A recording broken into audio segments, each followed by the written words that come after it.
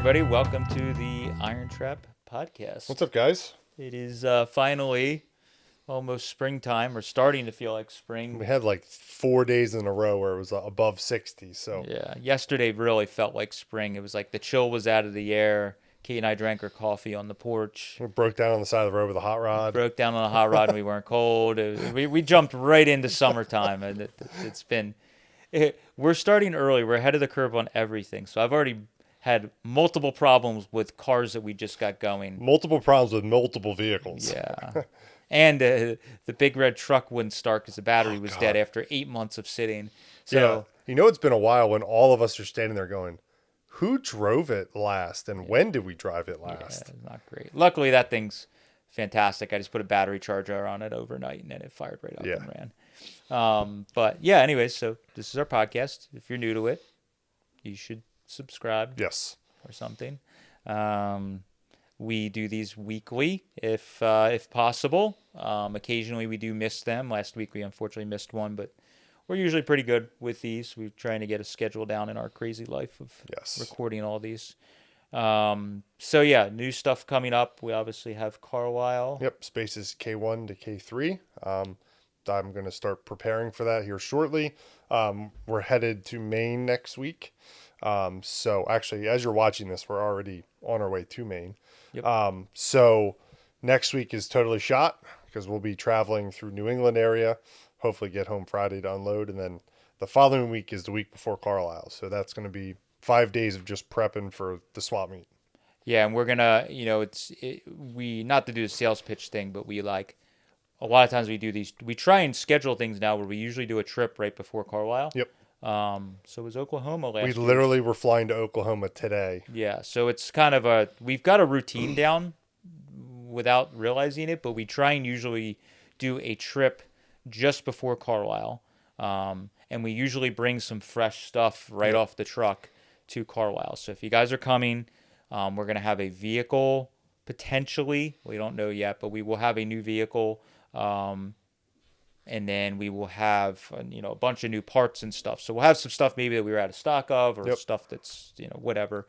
Be pretty cool. I know we're getting a bit of fat fender stuff, some 40 coupe and convertible stuff. Yeah, and if you're looking for any big sheet metal, I'll do another sales pitch. Please contact us ahead of time. We will deliver anything to Carlisle, but we need to know before Carlisle. Yeah, Don't show up on Wednesday and be like, did you bring any big hoods? Please let us know ahead of time. We will pack it or bring it, but we need to know beforehand. Even if you just want to look at it. Yes. I mean, it's no big deal for us to throw it in the trailer. You walk in the trailer and look at it and go, it's a little rougher than I want. No big deal, but it's hard for us to magically transport it, especially if you're only there for 1 day. Yeah. And, we can't. So we'd love to help, but we just makes it a little difficult if you don't ask ahead. Yes. So we have that going on. We have the Model A. If you're local, I mentioned it before, there's the Lehigh Valley Model A Club has their show the Sunday after Carlisle or of Carlisle. And that's always a great time. If the weather is good, it's usually fantastic. And it's a good showing of early Fords and also swap meets. Pretty good. So I got to pack some stuff for that. And then as we pack up from Carlisle, we make bins. It's kind of fun. Matt's like, I'll take this. Yeah. Just plucking stuff out. And I'm going to take the sedan delivery this year. The sedan delivery, I've been driving around a bunch. That was kind of I always have these goals. And the sedan delivery's goal last year was to take it we didn't make it in time for the Model A show. I think we had a couple little things we had to finish on it. I don't think there was the rear. I think we were waiting on the rear. Oh, we were. Else. It might have been the Columbia. Yeah. But I've been driving it and I used it, taking it to the local flea market. I took it out to like an hour away to Gasket Goons last year for their flea market. So now I've been driving around a bunch. I put stuff in the back of it. So it's officially a swap meet vehicle. Yes. I delivered hot rod parts to... It had stuff in it all winter long. Yeah. Matt drove it the other day to deliver some parts and opened the door and was like, oh, it's still filled with flea market stuff. And half the bins were empty because we sold a bunch of stuff. So that was good. So, so that stuff's starting to come up, and that's kind of... we got... Who knows what all is going on. So that'll be, we get a lot of people hit us up to go to this show or go to that show, or you should come here. And I want to, just realize that this right now with the mill, we're still for the next summer or 2 or 3, the focus 5. is going to be kind of like getting that under control and just running the business. So we're going to keep doing local events. I just, every time I say, oh, we're going to do this event where it's going to be, we're gone for a week, then we're like, we really should be doing this. Yeah, we have other more important things. So, because at the end of the day, it's still there's only 4 of us in total, and it's only Matt and I really running the business. Yeah. And Luke and Steve are helping, yeah. but it's still really just the 2 of us running the business. So if something sketchy needs to be done, or a contractor or something needs to be checked on, or anything, it's usually Mike Russ. I mean, even literally next week we're traveling, and we have, luckily I got some real Amish lined up, that family that's been doing some work for the local museum. I went over and talked to them and took one of them over yesterday. I took them over last summer, but they were too busy. But they're freed up this summer to do some work for us. So that is the dream. If you can go that's like going right to the source. Yes. So it's like no more we did the pole barns and they were great, but the pole barn company charges you way over top of what the Amish family is actually putting the building up for you. Yeah. So since we're doing odd job type stuff at the mill, I was like, I really need to get an actual the Amish or Mennonites or whatever to come and help. We're lucky in our area. There's so many of them. You just have to. You can't Google AmishFamily.com. Maybe you can, but it's probably. Farmers only. Yeah, farmers only. It probably redirects you to Pioneer Pole Barn. Yeah, exactly. They bought all the domain names. Yeah. So, so I was able to hook up with it. They're really great contractors and family that were helping at the Boyertown Museum, which I'm involved in. And they just finished we have a new wing or building that's going to be all displays of additional cars at the Boyertown Museum. And they're almost done that. So they have some openings where they can help us. So I had them come over and look at some stuff we want to do this summer. And it's really nice because it's going to take a load off of us, because anything we can't get people to help us, friends or contractors, we're just doing it ourselves. So to have them knock out big projects that we would normally be doing. And they're also barn experts. That's what they do, is build and repair barns. Yeah. The rail car building, as we call it, is essentially it's built like a barn. It is. So it's you guys know exactly what needs to be done, what bracing and all that stuff. They are the subject matter experts. Yeah, he just walked in and was just kind of like, oh yeah, okay. Yeah, got the big logs underneath the floor with the bark on the sides. He's like, that's actually cheaper if my brother has a sawmill. A lot of these families, the brother has a sawmill, this one does the construction, this one does this, and they all just help each other out. So it's he's like, oh yeah, that's actually cheaper if we need anything. Or we could repurpose this wood and this wood. We're like, you're on the trajectory or the thought process of what we want to do. So I'm excited to hopefully, I just got to afford everything, but I'm hoping to have. Then the great thing with them is they can just get 4 guys, 4 family members. They come in and they knock out what we would do in 2 weeks in 1 day or 2 days. And it's probably the same kind of cost as us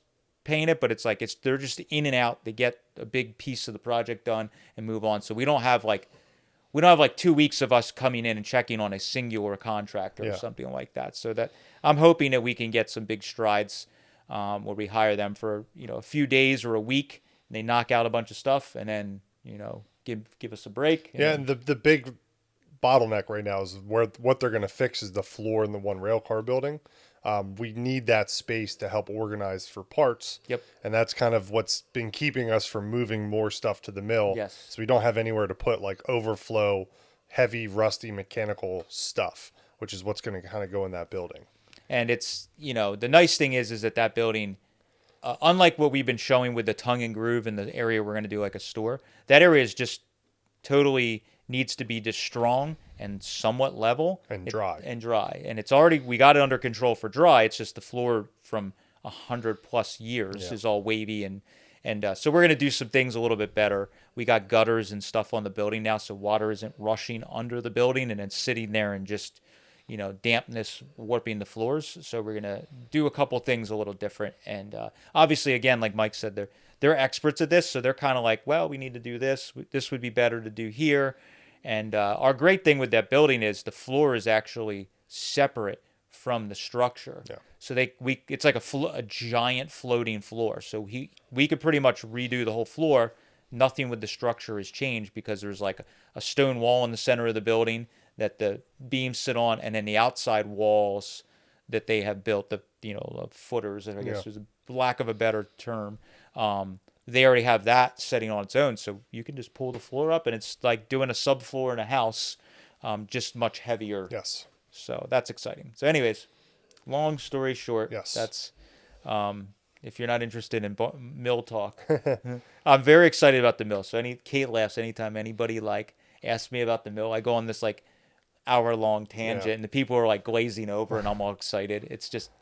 I just love fixing these. And we'll show all that stuff. We probably won't show the work of them doing the stuff. Yeah, they're not real excited about filming them, so we'll just show updates of where they get throughout the process. It's gonna be exciting to come home from a trip and it's like they rip the whole floor. The floor's gone. yeah, and then we'll have a game plan, and then hopefully it's one of those deals where, another couple days work or a week's work, they'll have the floor put back in, and everything will be great. Yeah, it's gonna be. The cost of the materials is just as bad as it's probably worse than the labor. Yeah. So, anyways, without further ado, that's our some of our updates. Yes. T-shirt, last thing. We're still working on finalizing T-shirt designs. Matt and I have been working back and forth with some color stuff. Yeah, we were hoping to make it by Carlisle, but just we didn't want to rush it. Yeah. So we were unsure about the color stuff. But we if you're watching this, we'll drop maybe a I'll put a teaser in. So we're just trying to finalize color of what's on the T-shirt and then finalize the actual T-shirt color. Maybe I'll put some options up and let people, see if people what they think. But I'll put a poll in the description. Wow, look at that. That's YouTube stuff. So we're working on it. We'll announce when the pre-order. We're going to do it the same way we've done a lot of the last T-shirt drops. Pre-order only. We will obviously order a bunch extra for shipping mistakes and stuff, and then we will release the overstock for sale, but do not wait for the overstock because we might not have anything in your size. Yeah, we usually, just to make our sanity, we're not ordering when we do these small drops or these new designs that may not, we may not do them again or for a very long time. We just order what we need and a little bit extra, and we don't. Every time we do a shirt, people are, a month later, like, oh, you don't have any larges left. It's like we did the pre-order. We ordered 10 extra larges. The 5 had damages in the mail, and we had 5 left, and 5 people that were slackers bought them up, or they got sold at a show. Yeah. So, but pretty excited about this. It's a different design. It's kind of like a old cartoon, Warner Looney Tunes. Yeah.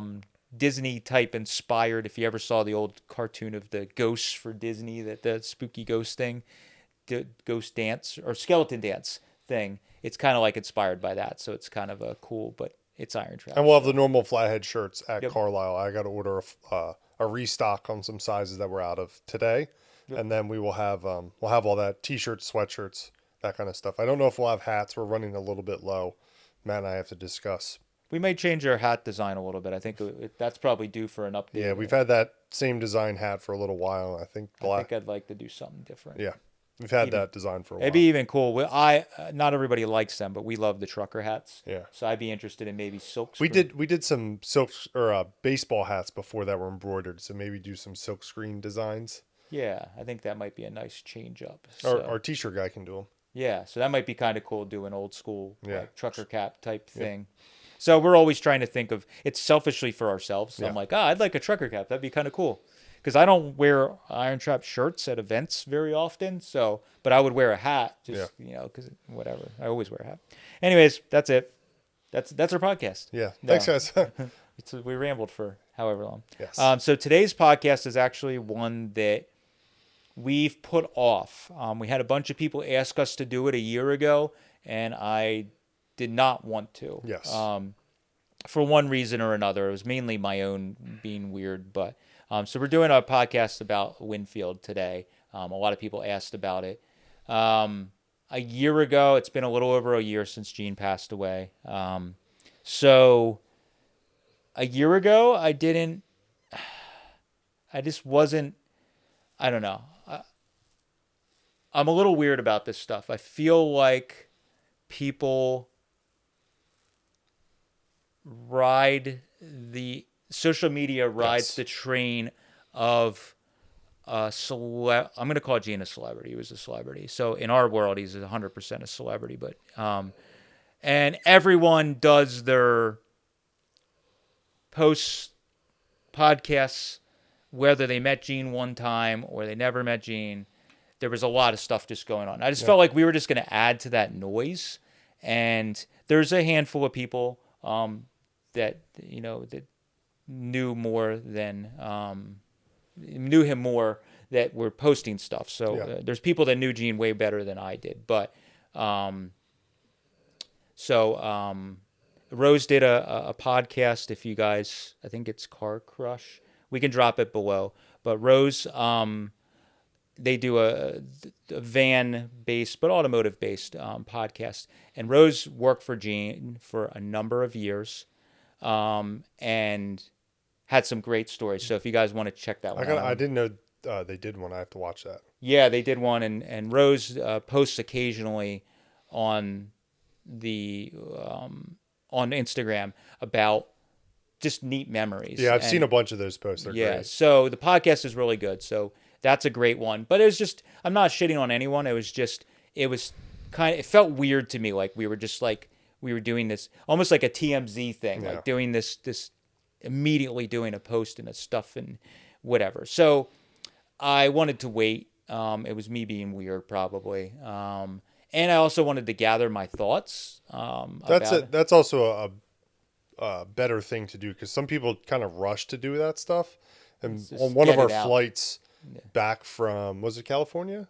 Yeah, it was back from the Roadster show. Matt sat on the 4-hour plane ride and thought out and wrote out things he remembered. And it's weird hard because it is a little emotional. So, but it was just like I didn't want to jump on the bandwagon. Yeah. So we kind of waited, and then we wanted to do it right around the 1-year anniversary, and then life just got busy, so we didn't get it out as on that. I would have loved to have it on the 1 year, but it doesn't matter. Winfield lives forever, so we can do this podcast anytime we want. Mm-hmm. So what we're gonna discuss is not everything he did or any of that stuff. It's more.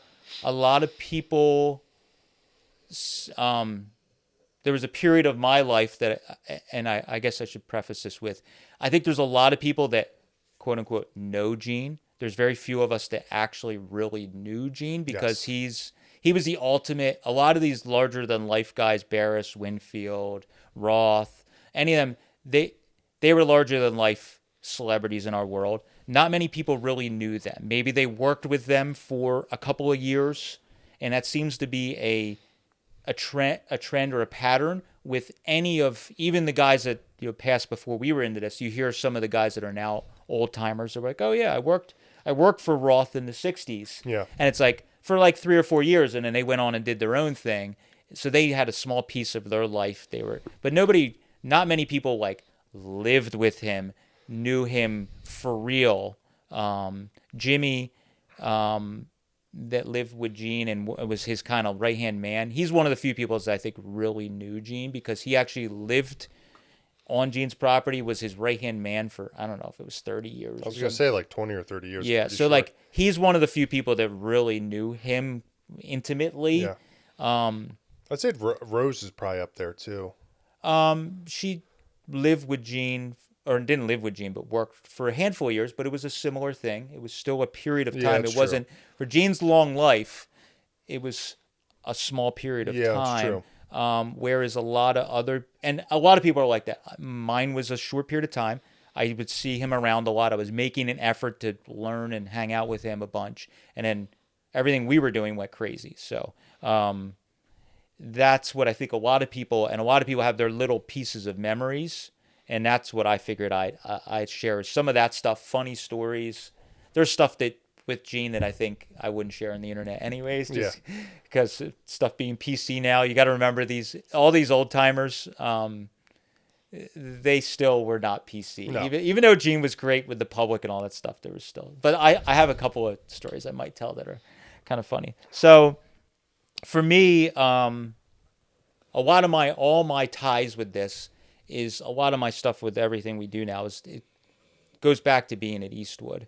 When I started at Eastwood, I wasn't able to be exposed to real famous hot rodders or the California scene or all that stuff. And then when I started working at Eastwood, going to SEMA, going to California, going to Hot Rod Magazine headquarters, you started to actually see the real stuff. And that's within a year or two of me working at Eastwood, I was like instantly started getting hooked. So I started just immersing myself in the history and all the stuff. And the big names is what started popping up. Like everybody, you're like, these guys are, they were magical, and they're still, a few of them were still around. So Barris was still around, obviously, and Bill Hines was still around when I was, getting into all this heavily. And you would see them at some bigger events. Still, they were doing appearances and stuff like that. But still, they're still like, it's weird. Any of those guys were still like, you'd see them as like, whoa, like larger than life things. So, I met Gene the first time. So I already was aware of all these guys. I was going to SEMA for a handful of years at that point. And I used to go, when I started going to SEMA, or when I was going to SEMA a lot for Eastwood, I kind of I would say did residency, because I would go, I kind of had the idea, and now it's funny because a lot of that stuff that social media people are doing at SEMA is what I was doing, and no one else was doing it back then. So not that I was the only one, but I had the idea, why don't I go to SEMA early? I was already there, but I started pitching to my bosses there. Let me go like a day earlier on setup day. And I was thinking of how I handled swap meets. You go early, you get to see the cars that are getting debuted, the famous people rolling their cars off, the cars that nobody knew were going to show up and are outstanding. And you can actually catch these people with no crowds, and they'll a lot of times do an interview, even if they didn't know who I was, who anything, because there's no one around. And then as soon as the show hits, every news outlet, Hot Rod Magazine, all these people are grabbing them, and Eastwood's going to get pushed to the side because they'd rather do an interview with Hot Rod. So if we can catch them first. So I used to walk around and do, in the early days of Eastwood and SEMA, I used to walk around and I would literally go on like the Sunday, and I would go around and just walk up to guys, or I would stalk around and be like, oh, that car is going to be sick. I could see that it's in the corner trail, and come back the next day and catch them when they're unloading. And preface for this, SEMA is now open to the public. Totally different. When Matt was talking, it was industry show only. And it was easy to get passes. You just had to have like a company kind of. But you couldn't. I don't think you could go into the show. We were a vendor. Yes. So we had a booth, so I could go in anytime because people were we were setting our booth up too. So some of it, I would come early to help set up the booth, but I also would come even earlier, and I would get photos and I would basically line up all my interviews for at SEMA on those Saturday, Sunday of setup day. Sorry to interrupt. I just wanted you're to fine. Preface that. So this one year, I don't remember the year, but Gene was debuting Pacifica, a recreation of Pacifica. So he had his 60s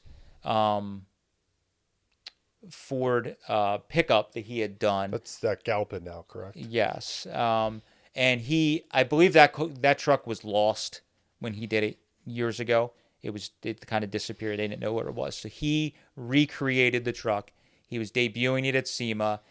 I was walking around outside, and I saw the one thing, and all these stories that I'm telling you are it's just my take on a lot of this. The one thing that's funny, and anybody that's seen Gene or been around Gene, he's always had janky, I feel like a lot of the fastest guys sometimes at the drag strip and some of the guys that are most knowledgeable, they have the jankiest truck or the jankiest trailer, or that looks like they shouldn't. I was talking to Just about this the other day. It looks like they shouldn't have anything tool wise because they look like they're unprepared. So Gene's always like traveling circus. So he's showing up. He's got his trailer has his name on it. It's not a brand new stacker trailer. It's not. He had a newer, newish dually Ford diesel truck, but it wasn't like the brand newest model and all the stuff like you see a lot of the guys when they roll into SEMA. And he also has a ragtag group of people with him. Yes, it's always like whatever. So they're trying to get the truck out, and they're of course having some sort of problem where it sits too low, and they're trying to set blocks up, and whatever they were doing, they were trying to figure the stuff out outside. I saw Gene, boom, instantly. I'm like, there he is. Now's my time. And when I started working at Eastwood, before I started working at Eastwood, I was probably much more shy. I don't know about shy, but I wouldn't be the guy that would just walk up to a person and just like, hey, I'm so and so, how you doing, and start a conversation. So it took a lot for me to get over that fear of doing that. And Gene was one of the ones where I was like kind of not starstruck, because it wasn't like he had a reputation of being a mean guy. I was just like, man, that's like a famous dude. You know, I don't know. What do I do? So he got the truck kind of like off the trailer, and I just walked right up to Gene and was like, hey, I'm Matt from Eastwood. This thing is awesome, blah, blah, blah. And he's always been happy to just, kind of like I'm saying about the mill, I'm like unsolicited giving people information. He was kind of the same way. He was just like, yep, this Pacifica, I built it this year. It's a recreation. Isn't that thing bitching? And he's standing there looking. I'm like, yeah, it is kind of cool. Yeah. Hey, would you be interested in doing an interview? I'm walking around like setting up interviews for Eastwood, blah, blah. Well, heck yeah, I love Eastwood. You guys ought to send me some lead for my class. Instantly goes into sales. He's like, yeah, no problem. Hey, you guys should start. I got classes coming up, and I always need your lead. And I'm like, yeah, of course. And I didn't fully have the authority at that point. Later in my career at Eastwood, I handled most of the sponsorship stuff, so it was no problem. But at that point, I'm like, yeah, man, we'll give you whatever you want, no problem. And he's like, all right, cool. And I was just trying to get the interview locked down, because I'm like, man, what for Eastwood and the brand, what would be better than having like one of the OGs debuting a car at SEMA? We get the first interview. Yep. And that's a big thing now with SEMA. People are trying to get the first video out on social of a car rolling out of the trailer. Not just SEMA, like any show, like Grand Nationals like that too. People trying to get the first video out at Grand National on the first day, and people were editing it that night in a hotel. So yeah, it's the same thing. So is that interview on Eastwood's YouTube? Yeah, it is. If you want to see probably Fat Matt and Awkward Matt, I'll cut some clips from it to drop in. Yeah. So Gene and I did the interview, and I was just, like I said, this is the first handful of years of me at Eastwood, so I wasn't as good off the cuff. 2011, 2012? Something like that, yeah, probably. I wasn't as good off the cuff as I am now. My public speaking is much better. I just got better at it. On camera even, I was still probably a little awkward. And it was Gene Winfield, and it was SEMA. It's like, and people were standing around watching you doing it. Like, that was the thing at SEMA in the early days of us filming. It was like a big deal when somebody had a camera. Like, everybody just assumed that we were somebody important. Like, it was like a TV show, because, we had a big camera and guys interviewing, and it's us. So it's like a crowd of people gathering. Here I am doing an interview. I'm like, oh God, this is even more awkward. Don't flub the words. Flub the words. And I just did the interview with Gene, just winged it like I've always done, and it went well. And during that interview, the one thing I remember is Gene was, all these guys were always self-promoting. That was their whole life. They were showmen. Barris, any of these, maybe some of the guys were better than other, but Winfield was definitely one of the good ones at it. And, and Roth and all those guys, they were, back in the day, you had to be promoting yourself to get more business. So he was instantly like, hey, I got classes coming up in Pittsburgh and here, and I don't remember the thing, but he was like telling us about classes coming up in his video to try and get people. He even knew then, he was like, I could start getting people to come to my classes. So he was promoting that, and I was like, in my head as we're doing the interview, I'm like, oh man, I got to try and get into the class. That would be really cool. And he kind of like invited me and whatever. So, but we did the interview. It was really good. I made a point to be like, here's my card. I'm your guy at Eastwood. If you need anything, just give me a call. Cause I knew that was like, cause I think he made some comment to me off camera, and he was like, yeah, I try and get in touch with you guys. It would be great if you guys sent me some stuff. And it just, with bigger businesses sometimes, and Eastwood as a whole, there was people there were aware of who Winfield was, but not many guys at Eastwood were hardcore hot rod guys that would have known really the importance of partnering with him. I recognized that, and I was like, here's my card. I'm your guy. Yes. And once he heard free shit, I'm your guy, it was almost like a bad thing, because he was calling me all the time, and some funny stories as we go on. It started to get Gene was a wheeler dealer, Yeah. so it started to be kind of funny.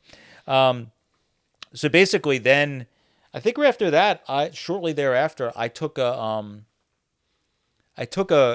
class with Gene, that Pittsburgh class, and I was already doing been doing fabrication, was starting to hone my skills more, but I still was not metal shaping wise, was not I wasn't that educated, not that I am now, but I took that class with Gene, not really knowing what to expect, because again, when you go from seeing in magazines, cars he'd done, all that stuff, you don't really know No. what a class is going to be like. And I didn't talk to anybody who took his class. I just took it, sent him some lead and stuff for it. Went out to Pittsburgh. I stayed with an old friend, BMX friend, typical old me. I'm like, Yep. I don't want to get a hotel. I'm just going to stay with this friend I haven't seen in 10 years. And he had like just bought this house and was staying with his girlfriend. I don't even know if he was married or what it was, but it was kind of like a random thing. I barely even saw him because I was at the class. The girl I was dating at the time stayed with me, and she just wandered around Pittsburgh and whatever. So we took the class, and I remember the biggest thing was, holy crap, this guy doesn't stop. Like, I think anybody that took a Gene class and anyone that was around Gene, you're like, you don't understand how he can just keep going all day. So his classes were just like he would stop for lunch, but if you felt like he was just stopping for lunch because he was giving you a break, he didn't need the break. He was just like, all right, I guess we'll have lunch. Yeah, what time is it? All right, great. And it's like, I think he was really trying to he just wanted to pack so much information in. But I think I learned from a lot of these old timers, and Gene specifically, is like, when you stop, like, even if it's during the middle of your day or life in general, it's like when you stop, you slow down, you start. So he just like, once you're up and moving, you just work through the day till you're like so totally exhausted. So he did that even in life. It was like he kept going all the way till the end. He's still going. He's painting. He's doing whatever. And yeah, maybe it's not as quick as he used to be, but at these classes back in that time period, he was still really spry. Yeah. And it was hard to keep up. You're like, holy crap. And he's just like, just telling people, give me the hammer. Here, hold the torch. Just like everything was very just like, no, not the hammer, the other hammer. And you're just like, holy crap. And I thought it was interesting that how good he was with a crowd. Like, it was like in the classes, like nothing fazed him. Like, some guy would say some random thing that maybe was like, I don't know, questioned him or whatever, and he just had like a quick joke or whatever and just kept moving along. Or somebody had a question he didn't know and he would still answer it in a way that was somehow kind of interesting, but you could tell he didn't. Now, was the class a chop class or was it just a metal shaping class? It's just a metal shaping class. So most of his classes were just a metal shaping theory class. So he would do just learning how to make metal move. Yeah. So it was a lot of his classes were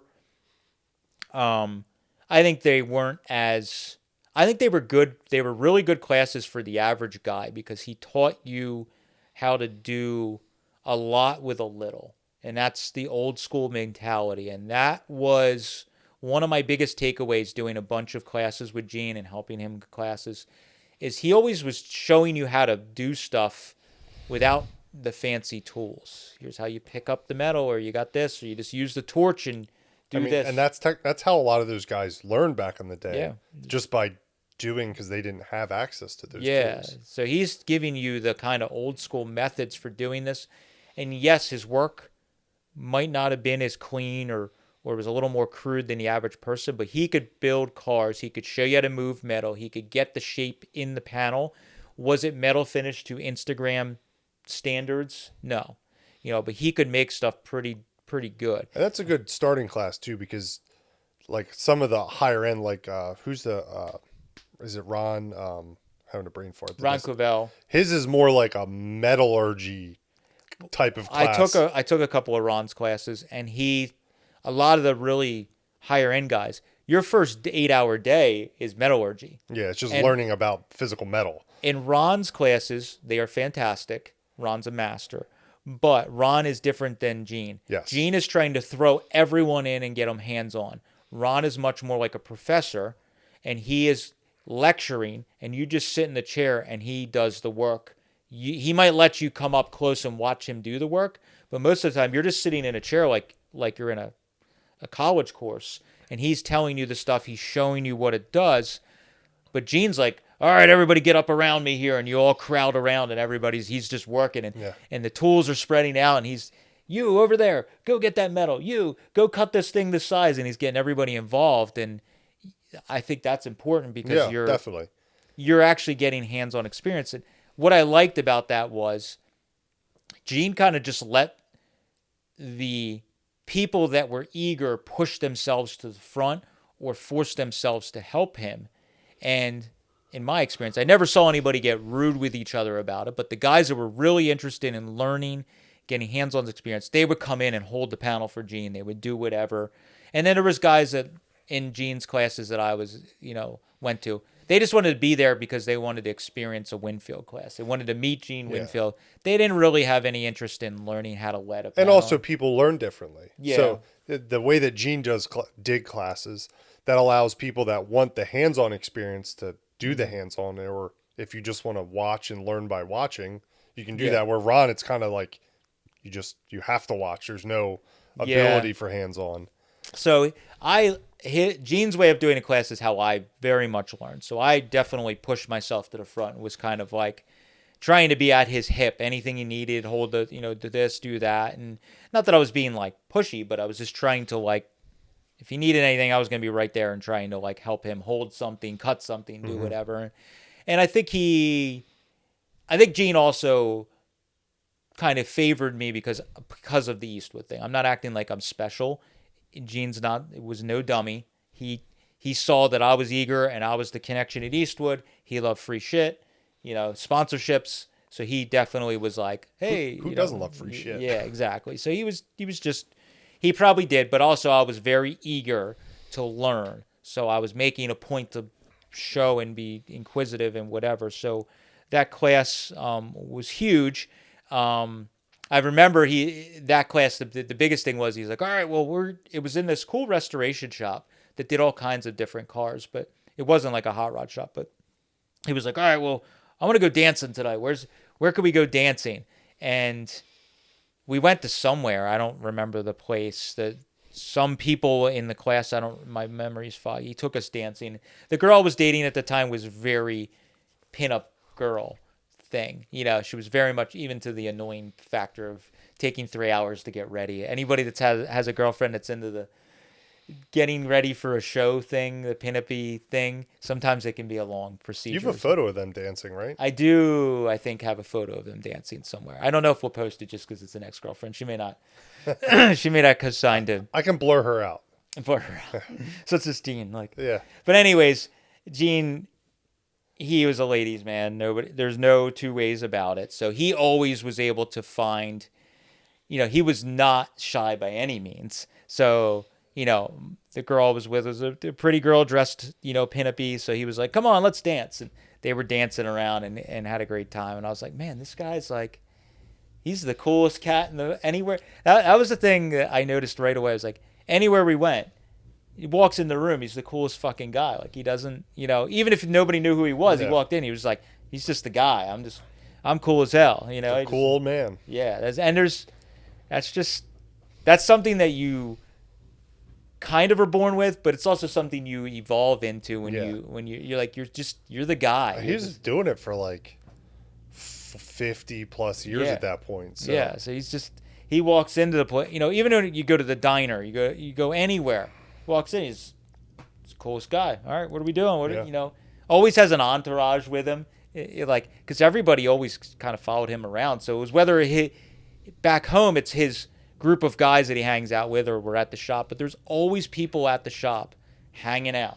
So he always had a group of people to go to dinner with. I bet he barely ever paid for a dinner. Probably not. Because everybody was always paying for dinner for him. I think when we went to dinner with him, someone else paid for everyone. Everybody always paid. Yeah. So I don't think Gene hardly ever paid to go out Smart to eat. man. Yeah. I don't blame him. It's just, again, you just learn ultimate scheming and hustler. You just learn how to get stuff for free and whatever. So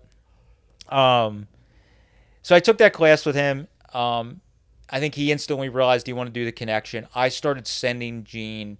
I was like, anytime you're doing a class, we'll send you some lead. Just make sure you push our stuff. And he was really good with that. He always in the classes was like, don't forget, I use Eastwood lead. It's really great. It's the only place you can get leading supplies anymore. Yeah, and on and on and on. And then we would send some tools here and there. But then he started this series around the same time. He partnered with World of Wheels, Autorama, that series of shows, all the indoor shows that are mostly in the winter. And he partnered with them with this really great idea of doing a traveling Winfield chop class. And there was some other shows before that were doing live chops. There was definitely the Starbird show, I think, has been doing it forever. There was a handful of shows. I'm not saying Gene was the first.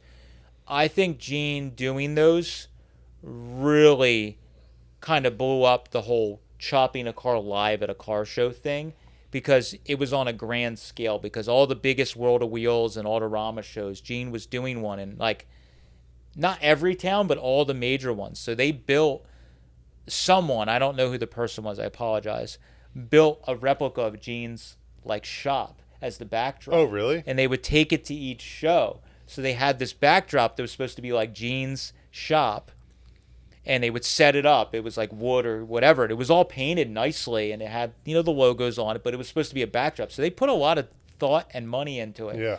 And they would bring this. So Gene hit me up and was like, hey, I need stuff that's going to travel to each show with me.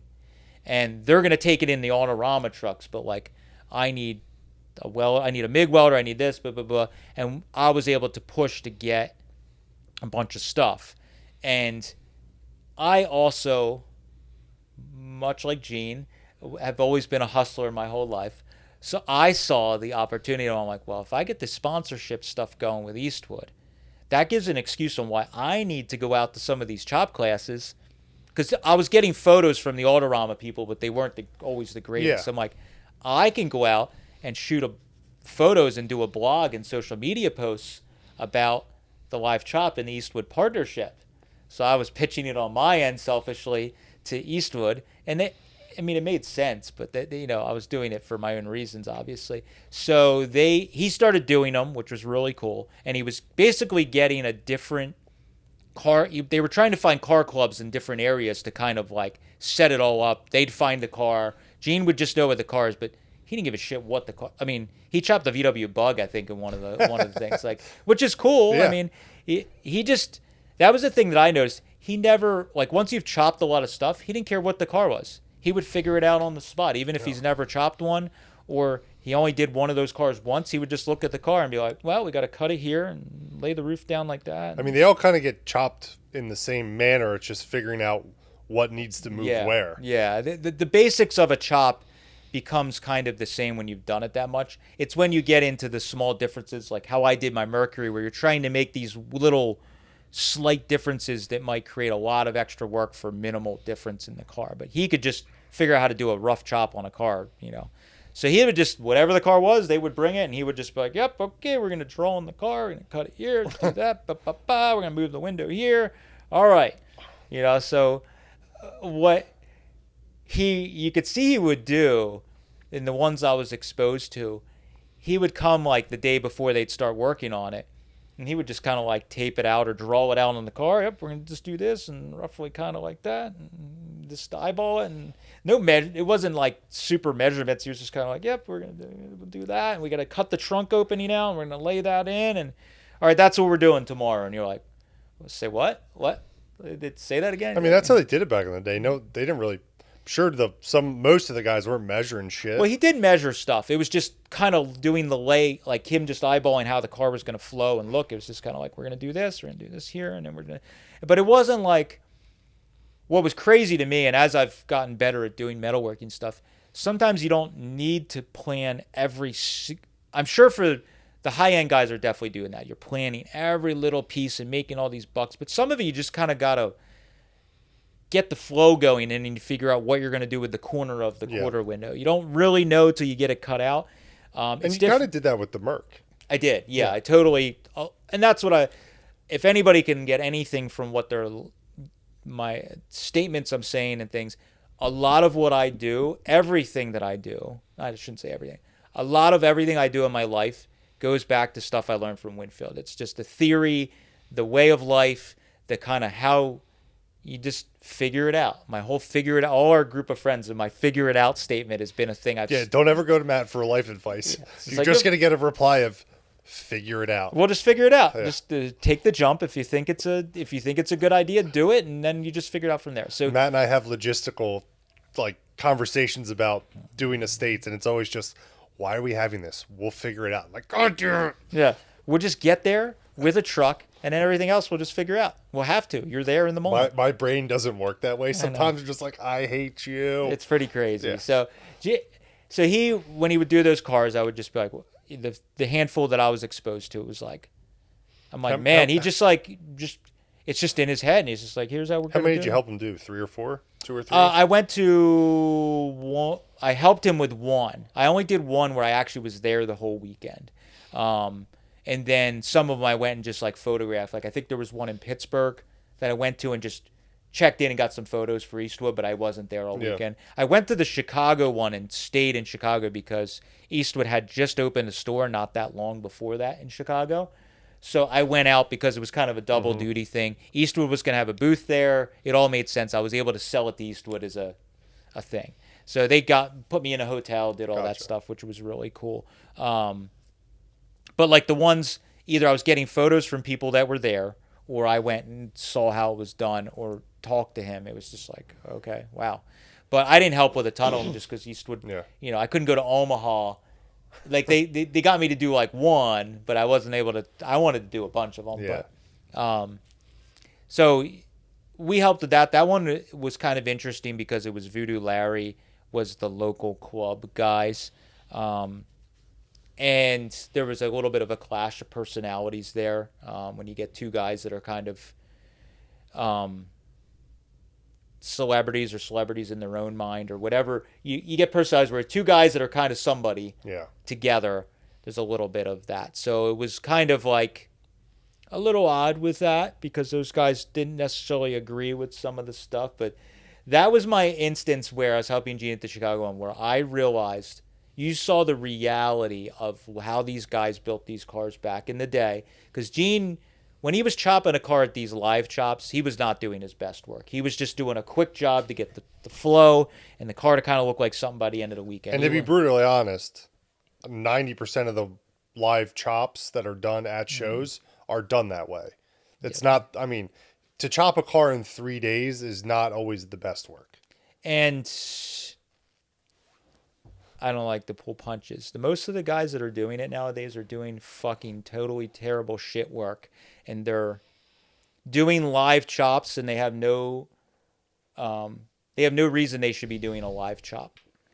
Or they're chopping cars that shouldn't be chopped and it's giving the bad message. So I very much am against a lot of that. Gene was doing not top tier work because he was doing stuff. He started doing it in 1940, whatever, 47 or whatever year. He's still doing stuff kind of the same way. So Gene wasn't TIG welding and making the stuff as perfect. But there's guys that are doing live chops that shouldn't be doing live chops. And it's showing people not how to do a car. So I think that stuff, like everything, has gotten so watered down that's why some of that stuff I've gone the opposite way now where I'm like, oh, live chop, or somebody charging a class to chop a car and they don't, there's guys that are masters of the craft and they're doing classes and they certainly should be. But that's why you'll never see me in any foreseeable future charging to do a class to chop a car or a metalworking class. I did stuff at Eastwood because I was kind of forced to. I'm sure there was some people in the industry, metal shaper guys, that would talk shit on me because I was doing classes, TIG welding classes. I was kind of not forced to, but kind of like asked. It was what my job was at Eastwood. So I was very uncomfortable, and I tried to do like I do with IronTrap, where I would say in the demonstrations that I'm not a master, just showing you what I know. I'm maybe above one step than what the average guy is, but that's it. So But that's why I've always shied away from doing classes. I've done some stuff for Eastwood where we've charged to do a little demo or free demonstrations, but I don't like doing that because I don't feel like I'm good enough. Even though we have people in the comments that say I don't, I'm good enough, whatever. So, anyways. What card did you guys chop? There was a shoebox. I actually have one of the funny memories I have is Gene. I think he did it all the chops. He would take all the pieces they cut out of Gene loved to sign stuff. Anybody that ever saw Gene, he had no problem signing anything you wanted, anytime, anyhow. Anything signed by Gene is no longer valuable because there's 10 million examples out there. And you don't need to ask him. He'll just sign stuff and give it to you. So in this room, there's multiple things that are signed. But isn't there a hammer somewhere back here? I think it might be in the shop still. So I have a hammer from one of the classes, but literally right here I think I have a couple of them laying around. This is like the A-pillar from the show. Oh, here we go. 2015 is when I did the chop. I also got this from Gene. Whenever I awkwardly have to sign stuff for people, I usually put the date. I don't do it exactly, but I was kind of like, another funny thing I noticed he would do, he would sign stuff and then write an older date for you. He would literally, like, I saw him, guys would bring him magazines, like an old magazine where he was featured in it. He would write the year, and he'd be like, there, people would think you got this sign back in the day. It's worth more or whatever. They'd like nudge him. And I'm like, that's kind of funny. He's like forging his own stuff. So people are selling you at swap meets, original rod and custom with a Winfield signature. It's signed in Sharpie, and they're like, when did Sharpies come out? Like 1940? I don't think Sharpies existed back then. But, so he gave like everybody like a piece of a car and he would sign it and give it to the guys that were helping. So it was really cool. I mean, it was really neat. I quickly realized that I was like chopping a car was over my head to just totally do a car like that to chop. I think I had done Pile House at that point. But chopping a pickup truck is totally different than chopping a car with the quarter windows and all that stuff. So what I realized in that class or demonstration was, that's where I started realizing that Gene and the old timers, their work was not as good as maybe what you thought it was. So we were doing the little corners of the quarter window, and I'm helping him. I'm right there by his side trying to be like his right-hand man because I wanted to learn as much as possible. Having me cut the quarter window out, and we're doing whatever, and pie cutting. I don't remember exactly.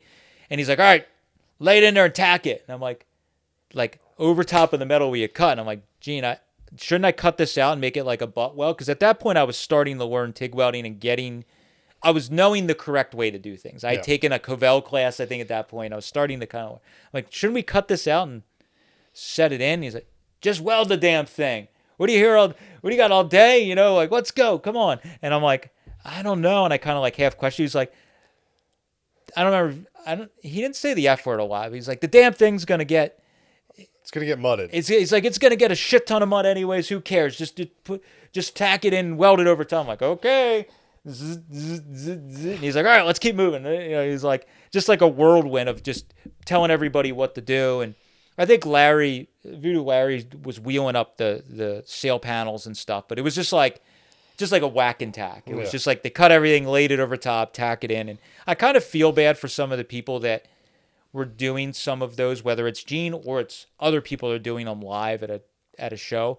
Those cars are done so quick and kind of half-ass that the person that needs to finish those cars in the end, the owner of the car, it's like way more work because all the stuff that's done is probably not done 100% right. Yeah. I mean, as quick as everything was braced up and done, I think they brought the cars braced and the interiors out of them, but still, it was just not done. I wouldn't, after seeing that one intimately, I don't think I'd want it to be my car, But that was where I learned. I was like, you know what? Like, these guys were doing work like this that wasn't 100% correct by restoration or standards that we're now used to, but it's he put out beautiful cars.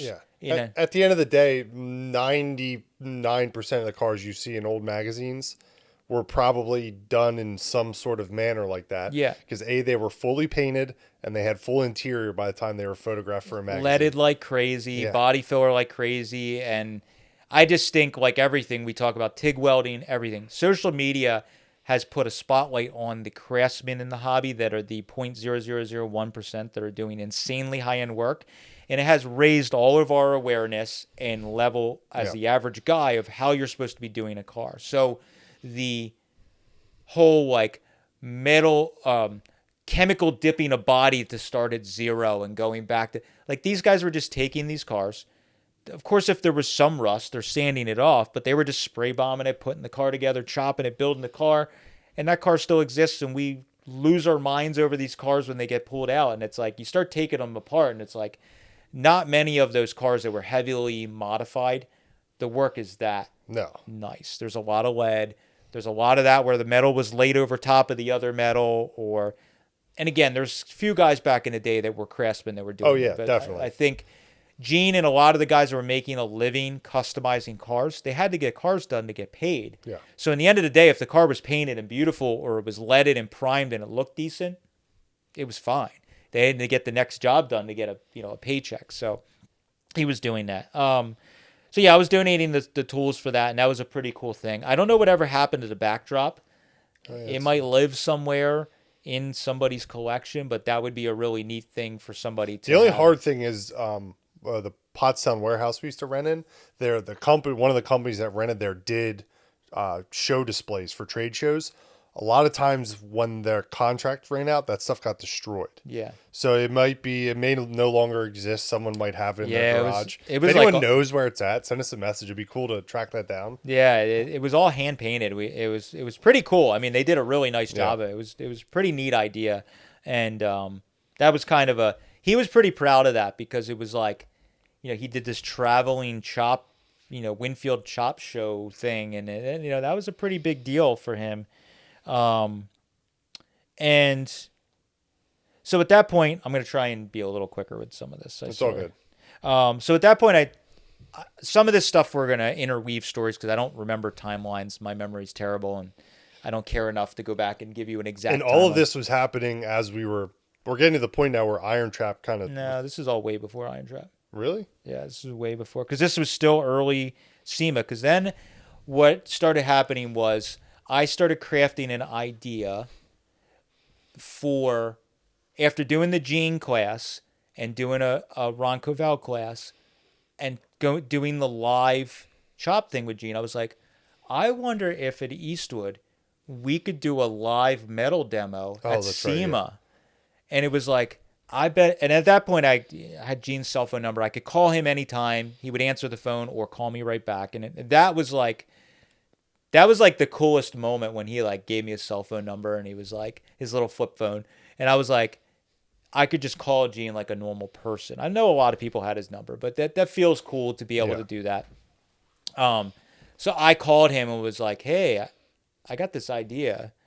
You interested at SEMA in doing a live like metal demo like you do for like an hour here, an hour there, or whatever? And he's like, oh yeah, of course, that'd be great. And I think we paid him or we gave him, he also was really bad at charging his worth or being up to date on pricing. So up until like, I don't know, a handful of years before he stopped doing classes, his cost per person at a chop or metal class was like really affordable. I mean, his painting costs were pretty affordable too. He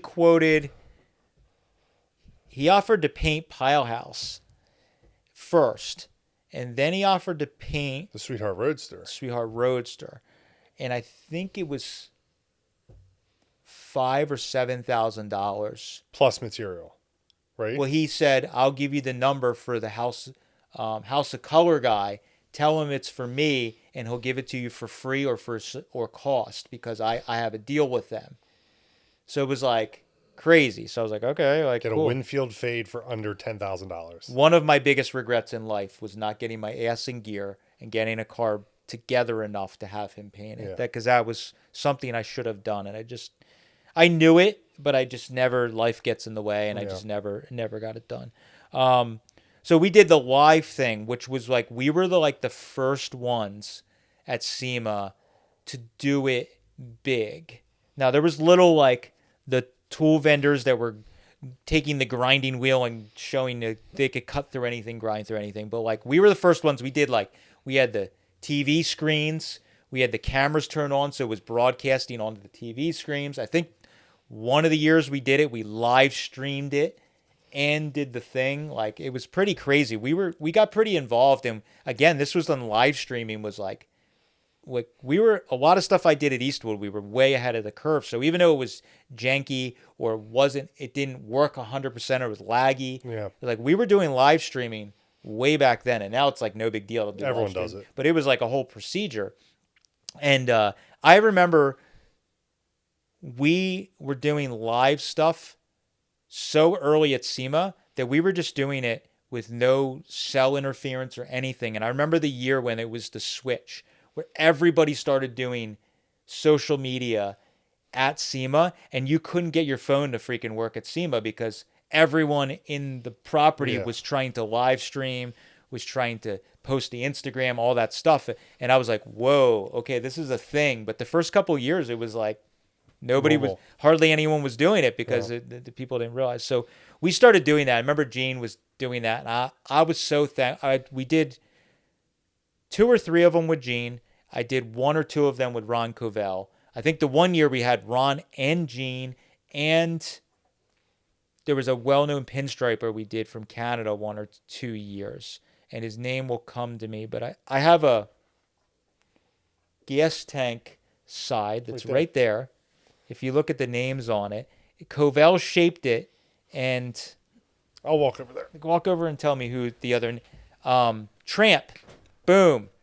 Tramp from Canada, well-known pinstriper. He didn't even get out of the room. Yeah, it came to me. He pinstriped it, and I got both of them signed in. I kept it. Again, smart. I was like, ooh, this is like a once-in-a-lifetime thing. So, but we did these things. So Gene did the live chop. Really cool. The one thing that was kind of funny about Gene, now that we could talk about some of this stuff now that Gene's gone. But Gene was a ladies' man. And some of these guys in general, while I may not agree with it, it's kind of the way they were. Womanizers, maybe a term. Gene had girlfriends in all parts of the country, even later in the life. So he had girlfriends that were all over the place, and he would go and visit them. So he had a Vegas girlfriend that I would only ever see at SEMA every year. Really, really nice gal. She was done to the nines. She was a bit younger than Gene, but was still, like, if Gene was in his early 80s at that point, she might have been in her 70s. So she wasn't. He had some girlfriends that were even younger, much younger than him. But he had this gal that was his Vegas girlfriend, and she would always come with. She was dressed up super nice, and she was always on his arm, hanging out. Super nice lady. And he would always come just like wandering. He had his white, I think he would be sometimes wearing his white button up with his name on it from the old, the old days. And it was just really cool. He was like a whirlwind. He'd come in and just set up and do his class and bing, bang, boom and answer questions. But the funniest memory from doing those classes is Gene has and I'm not going to say it, his answer, but Gene had when anybody would always ask him, how do you live so long, Gene? Like, what's your, and he'd have a few things he would say. It was like, I don't ever stop or whatever. And don't eat, I think it was red meat or something like that. Or I don't know how he specifically said he eat a lot of vegetables.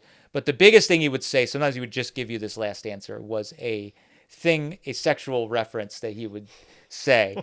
But the thing, if anybody's ever heard him or asked him, you know what it is. The mics were still live, were hot. And some guy asked him, and he started saying it, not knowing the mics were live. And it was like, we had speakers. It was playing out to people. We used to get like crowds of people because, oh my God. So the audio video guy was like scrambling to try and turn the sound off to turn his mic off as he said, I'm like, yo, I know what he's going to say. Cut. And I don't know if we cut it enough. It was just like, I wonder are those lives still on Eastwood, do you think? They probably are. I don't know if it was during a live or it was specifically just a demo. Well, we might have done a live and the demo was over and we stopped live streaming, but his mic was still on. Broadcasting. It was just out to everyone in in a general area of SEMA. a few rows of SEMA because we had it turned up and we made a scene because he was pounding on metal.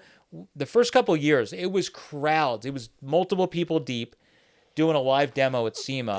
And then we were selling tools at the show. We were one of the first people that actually started selling. And we had iPads set up, taking orders. So it was like genius. We were killing it at that point. And not all of it was me. I was like, we need to get, a lot of it was selfish. I'm like, it'd be cool to do a thing with Gene here. And I'd have another reason to like help him out. So that was really cool. A kind of neat moment for me. Sadly, with the timing, I wasn't able to make it to Gene's celebration of life. But I think it was Piero or Lucky and a couple other people.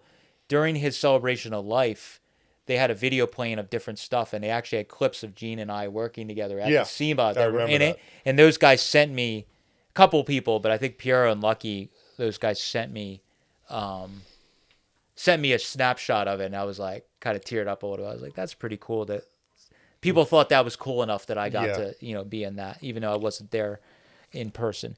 So those were really cool. He was in and out, weaving in and out. The one other cool memory about SEMA I remember is the year that Rob Ida brought the 40 Mercury 3-window that they built that is outstanding. It's ridiculous.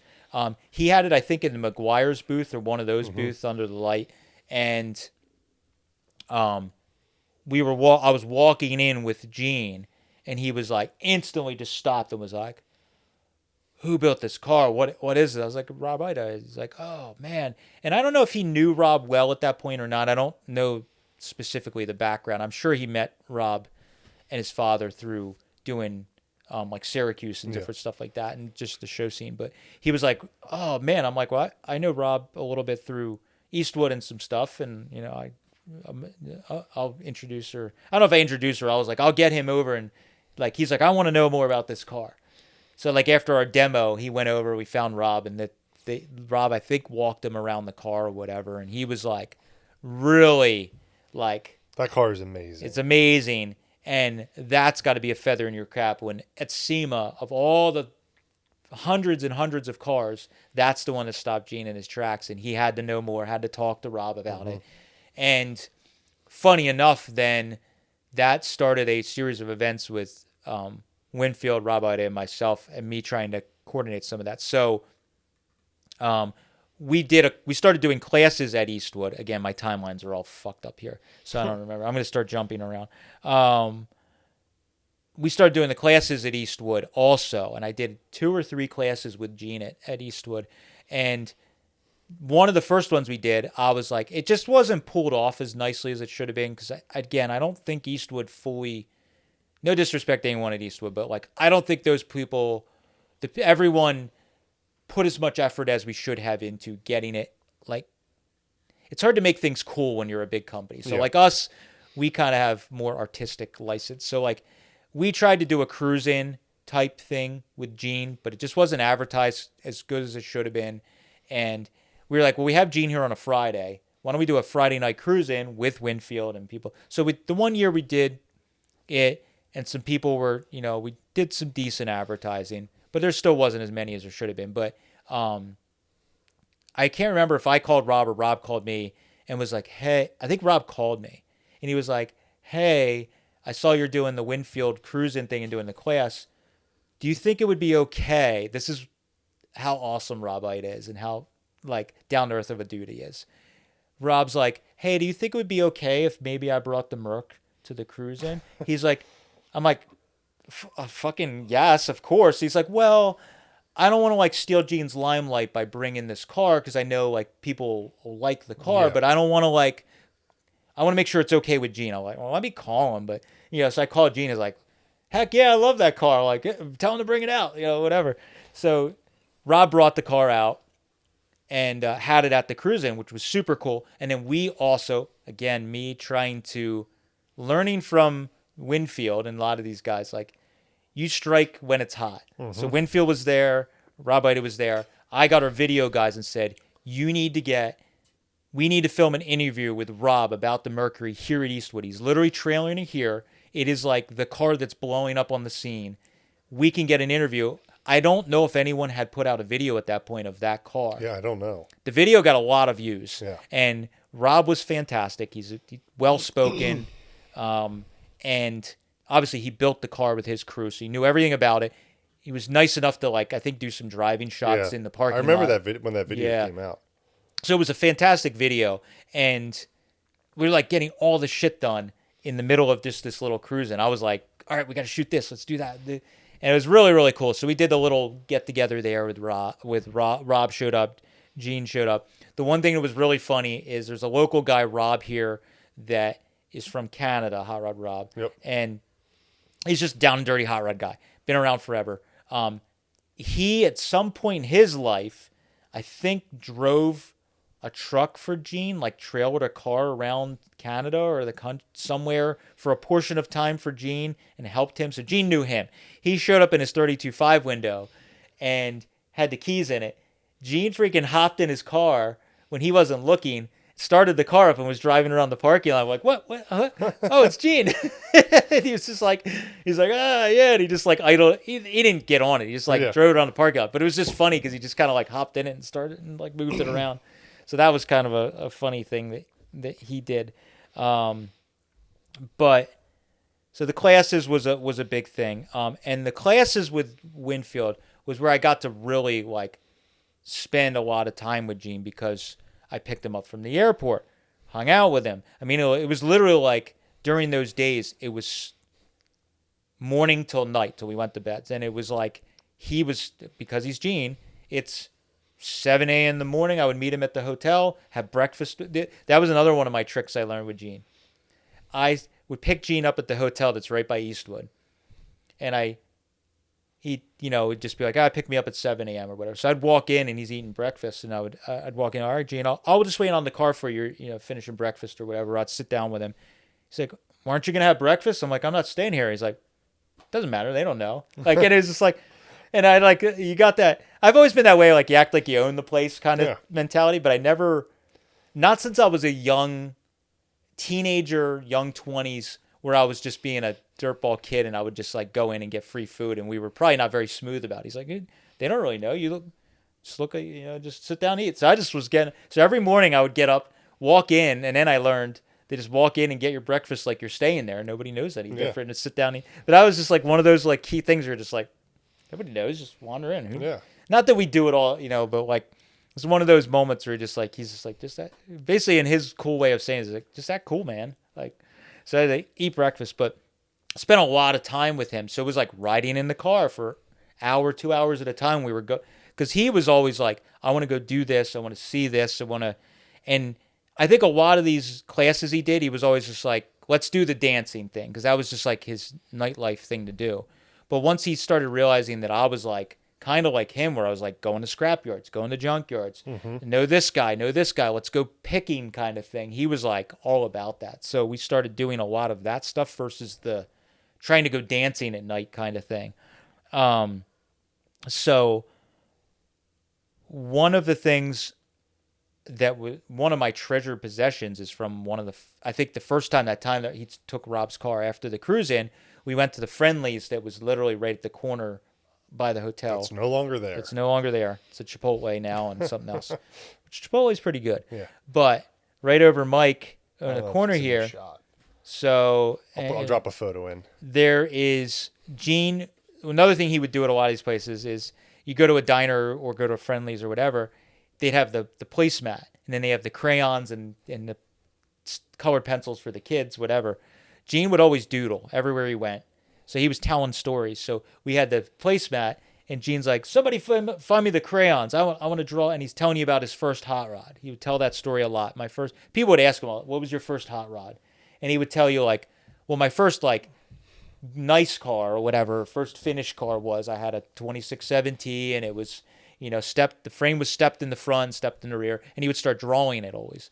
So he was like, get me some crayons. So that somebody got the crayons, bro. He's like, oh, there's no black crayons. So like with his Sharpie and in whatever colors he had, the colors don't match, he draws out while we're sitting there. It's on the back of a Friendlies. If you hold it up to the light, it's the back of a Friendlies. Yeah, and I really should frame it better because it's in a I feel like it's very Winfield. It's a cheap-ass, broken-ass Walmart frame that I put it in. It hung downstairs. The walls started sweating, so the paper got a little damp.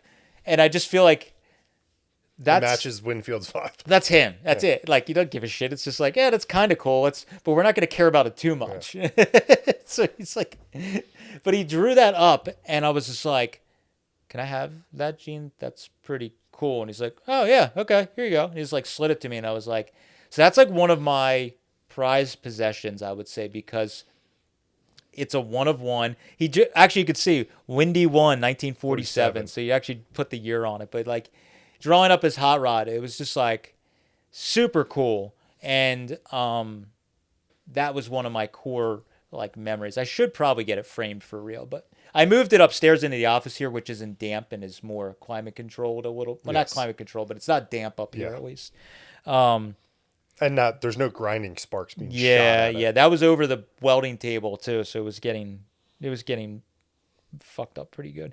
So one of the years we did there's a really good how to lead video. And I kind of forgot about the video. And when we were at Grand National this year, I ran into Brian Mackey's Hot Rods. He had that Watson, I think it was Watson. Yeah, Watson caddy that's there that they're doing a phenomenal job on. They stripped all the paint down. They're reviving it. They're filming the history on it. And he metal finished and fixed a bunch of stuff that people undid. He redid some of the customizations and had it in bare metal. And he did a ton of lead work on it. And he was saying he had to refresh himself on leading. And he went back. He's like, you know that video Eastwood did on leading with Winfield? He's like, I'm gonna assume you were involved. I'm like, yeah, that was totally me. Concept of mine. He's like, that's super helpful. He's like, I still to this day will go back and rewatch. And he's like, and there's certain things he does that like other people don't teach. And he's like, it's way easier. Like with a couple of the things that he suggests using. I think it was like the copper Brillo pad or whatever, pots and pans scrubbing pad. He's like, that works way better than using like steel wool, like some people say or whatever. And but he would like remind him, like, oh yeah, we were like the Friday before the cruise-in started. I was like, hey Gene, do you mind doing a metal demo for us? We're gonna film it. He's like, yeah. Again, he could just turn it on and off. Yeah. He's like, yeah, okay, let's just do it. Boom, right off the cuff. We got I don't remember if it was a hood or a deck lid or whatever it was that he did the leading on. And he did a start to finish how to lead.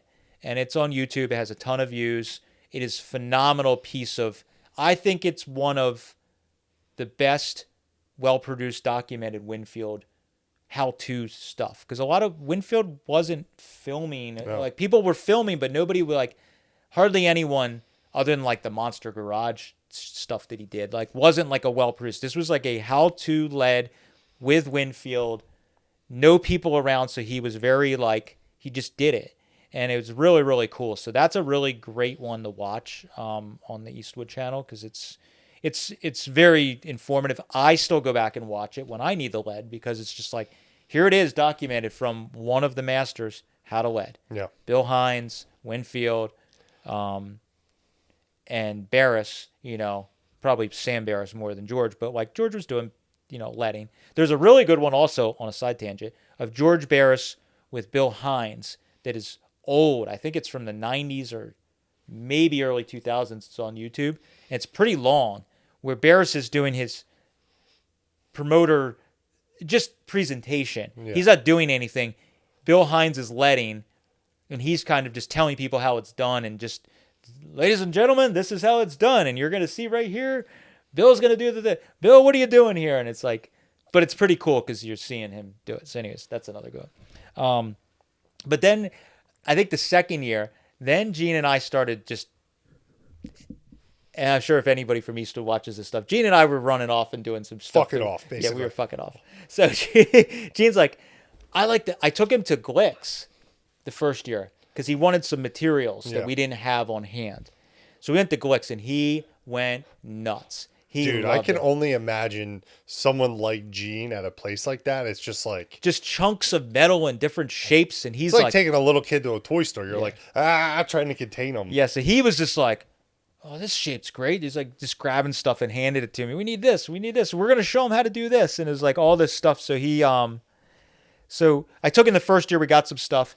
The second year, he's like, I want to go back to that metal yard. And then is there any old junkyards around? I'm like, yeah, well, we can do the metal yard. And then You take him to New Ringgold? I took him to New Ringgold because it was kind of like you went to Reading and then you went over to New Ringgold and further north. Is that the photo you have of him standing with like thumbs up with a dude's Yes. torch cutting the bumper off? So we went to New love that Ringgold. photo. We got some stuff. We made a slip. We made my pipe anvil that I have downstairs I think in the second class. And we went to Glick's and got the size tubing he wanted. And then we went to New Ringgold. And because he was asking me if there's any old junkyards around for the old cars. So I was like, well, New Ringgold has a back section with all kinds of stuff. So we go there, looking around. He finds a 49 Plymouth. We found a couple of things, but he found a 49 Plymouth that had the bumpers on it. He's like, I want those bumpers. And we were I had a bunch of tools, but all I had was a Sawzall. I didn't have a cordless cutoff grinder at that point. And you can't cut through bumper iron, spring steel with a Sawzall. You have to have a cutoff grinder. And I just didn't have the tools. It was all rusty. So I was like, well, let me go get the torch guy for like 5 or 10, whatever the small fee was. He'll cut the bumpers off. So Gene's like, all right, go get him. So there's this rough guy that's at the New Ringgold. I don't know if he still works there, but you want to talk about the junkyard guy, old school junkyard guy. His jaw is like permanently broken. And he has like no teeth. Super great guy. Really nice guy. And you can't really understand fully what he's saying. He's the torch guy. And I get him, gets his torches in his truck. He drives down there and they lift it up. He's like smoking a cigarette, cutting the thing. And Gene's like, get a photo of me. And he does this like thumbs up and they're torching the car and the car's up in the air. And it's just like, it's so cool. It's and a great photo. I love it. And it's just those moments where how many hundreds of times has Gene cut bumpers off himself or been in a junkyard and done it, but he still was like that whole mindset, like, this is pretty ridiculous right now. I'm in Pennsylvania and this guy's cutting it. He's like, hey, and I got that photo. I was like, at the moment I was like, I didn't even think about it. I'm like, this is cool. And he's like, take a photo. I'm like, oh, actually, this is pretty crazy. Yeah. So we got bumpers there. We then went to Posey's, right? Posey's next. And so we left at like 7 a.m. to do all this stuff. And we're supposed to be back for the cruise in. And so we go do Glick's, do that. That takes a while. Then we go to Posey's. Which is in Lancaster, which is the wrong direction. So we're trying to head to Zach Sir back in the Jalopy Showdown days. Zach Sir still does, but like he does a private like shop party type thing where he invites friends and whatever. So it was like the perfect storm. Jalopy Showdown was that weekend. Unfortunately, we couldn't go to that because of the class, but Zach was having his thing on Friday before the showdown, and that's always a great time. And then, a bunch of people are in town because of the showdown. Mm-hmm. So we went to Posey's.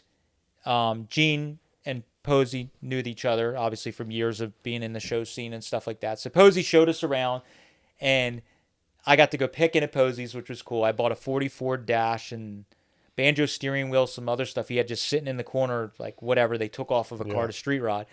And then he's showing us around, and out back, Posey had, and this is an old school thing, they would cut roofs off of roofs.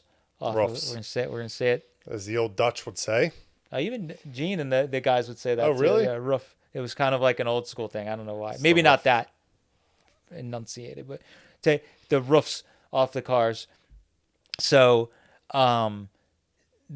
Posey had all kinds of roofs sitting outside on the ground. And it wasn't a whole roof, was it? It was just like the rear window section. Well, no, he would have whole roofs too. Oh, It was like part of the. It was like half the, like the sail panel.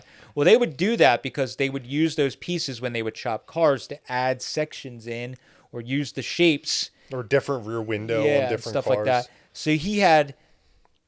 There were Plymouths or Mercury. Mercury, it was right. Mercury rear windows and roof sections, and so Gene was like, "Yeah, I want those," and I'm like, "Okay, Gene, well, you need to ship them back to me, like whatever." So that whole figure it out thing, he's like there, like, yeah, whatever. He's just buying stuff, and I'm like, I guess I'll ship it back then. He's just like buying up scraps of metal at the metal yard. He's buying bumpers at the junkyard. Yeah. He buys the roofs. He buys the whatever. I'm like, holy shit. Okay.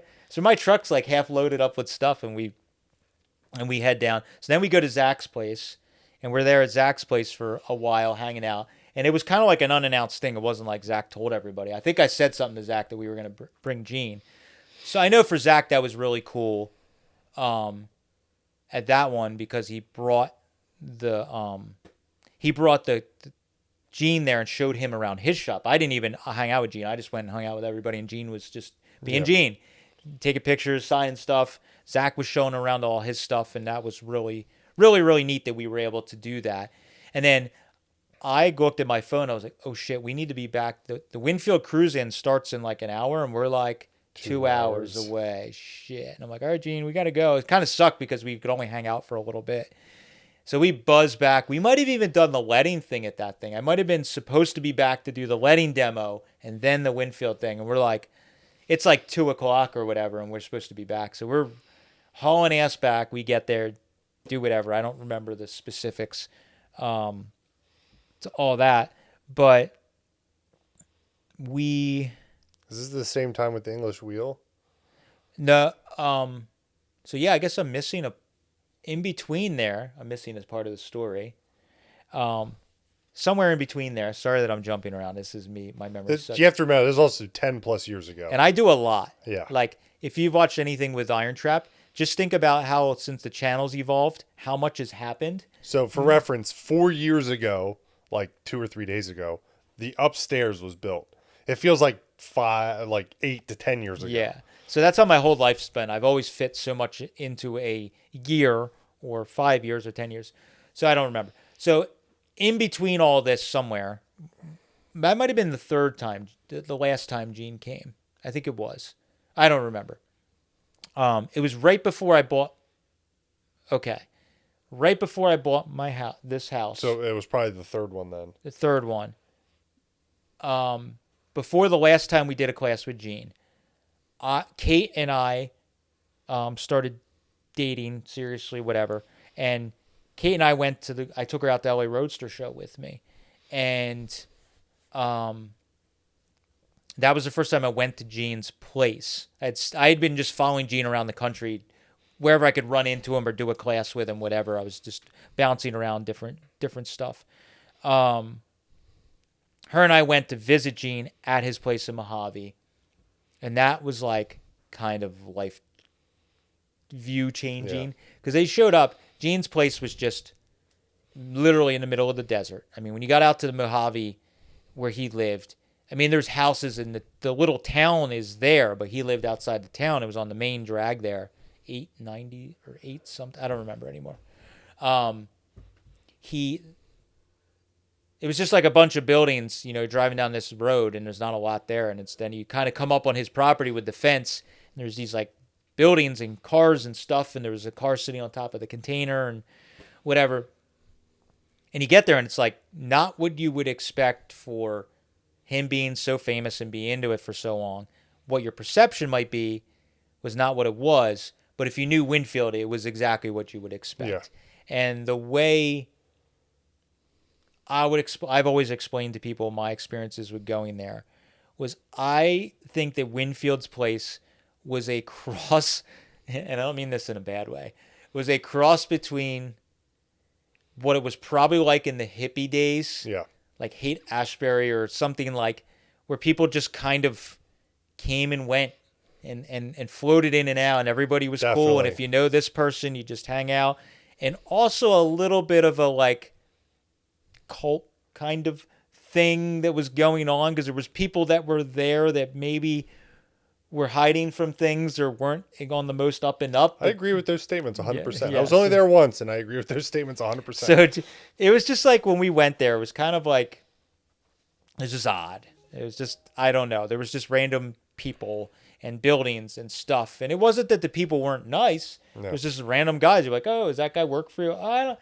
He's just been here for like a couple months. He sometimes he works here for a few weeks and then he like goes back home for like a month and then he comes back. He just works a couple weeks a month for me. Like, I don't know. And it's like, this guy probably has two families. Yeah. I don't know. Some weird stuff. Weird stuff. But so Kate and I were there. Gene loved giving tours. That's one other thing that I kind of picked up from Gene, that a lot of people that are collectors and have cool places of this kind of stuff are super closed off. Nobody can visit, super secretive. You got to know a guy. They're probably like standoffish. Gene was like, if you just showed, I mean, to be completely honest, I wouldn't have said this when he was alive, but if you didn't know Gene and you just literally showed up at his door, if he was there working, he would have given you the time of day and given you a tour, no different than me or anybody else. In the end of the day, no one was really that special to Gene. He treated everybody like they were an old friend. Yes. And I think he kind of like gave everybody, like until you were, fucked him over, he kind of gave everybody the benefit of the doubt. You were an old car person, you're cool. Yeah. So he was always letting just anybody just show up. I didn't know that at first, so I just we called and we were like, "Hey Gene, we're gonna be in town for Grand National. Can Kate and I, run in and visit?" And I think somewhere in between all these stories, one year I went to Grand National on my own with no one, and I think it was right before that year, and I went and helped Gene unload and rode in with him again, doing the just act like you own the place kind of thing. So we helped him unload, and I rolled in with him on setup day. So I think I had mentioned him. I was thinking about going to LA Roadster show. So Kate and I went. He gave us the tour. I have a photo somewhere of Kate and Gene sitting on the Star Trek chair of her sitting on his knee or whatever. Another kind of creepy old guy thing. Gene would do that. And I think some of that's just an old timey thing. It wasn't him trying to be creepy. He was like, hey, come over, sit with me, take your photo. And he didn't do anything weird with her. Just nowadays we get weird out with that stuff. Some of it was just, I don't know. It just, whatever. But I had a photo in the Star Trek room of her sitting together. So when we were there, Gene had a blue English wheel, or not blue. He had an English wheel that might have been white. And he had his guys it was white. Stripping it down outside. They were wire wheeling it and taking the paint off. Didn't he just get it? He had gotten it from, I think he said he did a deal with a guy from Canada and he got it shipped out. He was always trading and wheeling and dealing. Yeah. So there was some long story where he did a trade or he was in a show in Canada and a guy had it. And anyways, it was in his front door. He's like, I'm having my guys strip it and I'm going to put it on display in the shop. Gene had this beautiful blue faded fabricated English wheel he had made that there's a lot of shots of him using. But this was just a wheel he was just, because it was a neat old tool, he was going to restore it, put it on display. And Gene was kind of at that point starting to turn his property into a museum, more so than work getting done. He still had employees and work was getting done, but it was a lot less than probably the early days. He was more doing the classes and stuff. So Gene, I was like, Gene, would you want to sell that wheel? I was in the process of buying this place. It was literally in the middle of closing. I think it was the 30-day window. Yeah. I was during then, or I was, whatever it was, I was trying to buy a house, or I was something like that. No, you know what? You were looking, because it was the summer before. Yeah, I was looking to buy houses. I think I maybe even made an offer. I was thinking about putting an offer in a house. So however it was, I was thinking of having a bigger shop. Nah, I want to put that in the shop. I don't want to use it. Fast forward to this trip I'm talking about where we're doing the class. It was right around Hershey, wasn't it? No, it was before Hershey. It was during the summer, because it was slightly then after. It was maybe Father's Day weekend is LA Roadster show. It might have been July or August was when we were doing the class. And he went to sell me the wheel. We did the class. Gene disappears. And during the class, after one of the days with a guy, and the guy says, oh, I know somebody that passed away, and they have all these phenomenal big industrial tools in Westchester.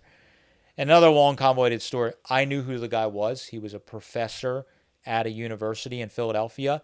He had a beautiful old farm he had restored and turned the huge old horse barn into restoration bays. So he had a bay that was upholstery, or an area that was upholstery. He had a bay that was metal fab. How'd you know him? He knew a guy I used to know's wife was friends with him, family friends. So she used to go over, and it was Wednesday night shop night or Thursday night. Her and her father would go over, and they would work on whatever obscure car he had, and he would teach her. She was learning automotive upholstery. Oh, okay. And he had like some kind of crazy race car that they had assembled on the second floor of the barn, like high-end stuff he had. And I knew of him. I knew he passed away, but I had no connection to like try and buy anything. This dude that was there was like lifelong friends with the guy and took Gene there. So I knew where he was going. I'm like, man, I'm jealous. Gene comes back that night. The dude drops him off at my house that I used to rent, La Estate we used to call it. And we're sitting outside with a couple friends just hanging out in our lawn chairs in the parking lot. Gene comes in, sits down. He's like, well, I need you to move an English wheel for me. What? It's like, yeah, and a big buffer or grinder. I'm like, it was a big industrial buffer. Like yeah, and fucker. I was like, wait, what? He's like, yep, I bought the English wheel from the gal and the buffer. I need you to move it for me. I'm like, well, what is it? He's like, the big F.J. Edwards cast iron wheel. I'm like, how am I going to move that? And he's like, I don't know. But it was like, he said something about it like it was cobblestone or brick from the barn to the like parking lot. Like it wasn't just like you back up to the building. I'm like, Gina, I didn't even have a trailer that was big. Like, I guess I could have put on my car trailer. But I was like, okay. He's like, don't worry, I'll take care of you. And I'm like, I don't know, man. I'm like, and then I remember I kind of came at him. I'm like, Gene, you wouldn't sell me that fucking wheel. What do you need with 2 goddamn English wheels? He's like, this one's better. It's all restored and has brand new anvils with it. And it's bigger too. It's bigger, all brand new anvils. He's like, this one's better. He's like, how about I'll sell you the wheel you saw in my place for what I paid for this one. And it was cheap. Like what I paid him was a steal for my used one. Yeah.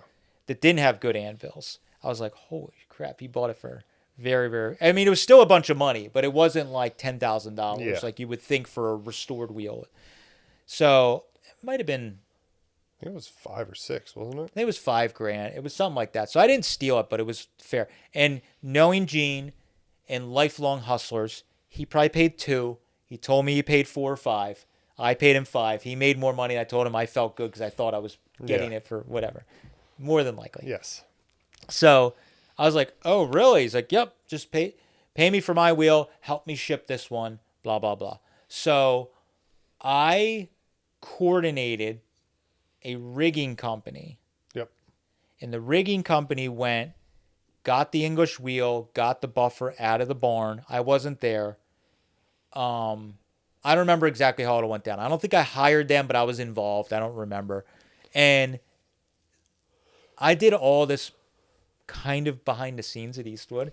So they kind of knew what I was doing, but I did a lot of stuff that I just didn't ask. At this point, I kind of learned a lot from Gene. I was already doing this my whole life, but I kind of was even more brazen. I'm like, what are they going to do? Yell at me? It's for Winfield.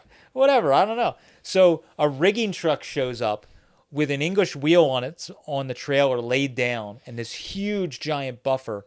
And I'm in a meeting or I'm at my desk. And one of the warehouse receiving people call me and they say, there's a big trailer and a truck here. They say with some kind of huge tools for you. I'm like, oh yeah, I'll be right out there. So I like worked with the rigging company and there was a cool forklift guy that I got friendly with there in receiving or in the warehouse. He came out, picked it up. We put it on pallets, kind of stashed it in the back of the warehouse. And then we strapped it down. I had them help me create. I don't know if we created it or just strapped it down. And you want to talk about freight F-ups. The sad thing is Gene agreed to sell me that other wheel. Shipped it. The fucking freight company broke a foot or something on the English wheel. I don't remember exactly. It was one of the mounting, the base feet that got broken. And it's like, how the hell do you even do that? Some of these freight companies, I feel like they go out of their way to run into this stuff. So I felt really bad because it got damaged. It wasn't our fault. Rose was working for Gene at that point, and she coordinated all of this and called me. I was like, it got broken. And it was like so devastating. I'm like, I felt so bad. He was upset, but he was kind of like, yeah, whatever. We'll just weld it. We'll fix it, whatever. So I think they did. I don't ever know what happened to that wheel. It was there when we were there. Yeah, but it was sitting outside, I think. Yeah, I don't think it ever got finished or anything. So I don't know whatever happened, if they welded it and fixed it. I don't remember, to be honest. My memory is hazy. So anyways, he got the stuff. It was all good. It got shipped. Unfortunately, it got damaged. I think they might have got some money back from the freight company. I don't know how it all worked. But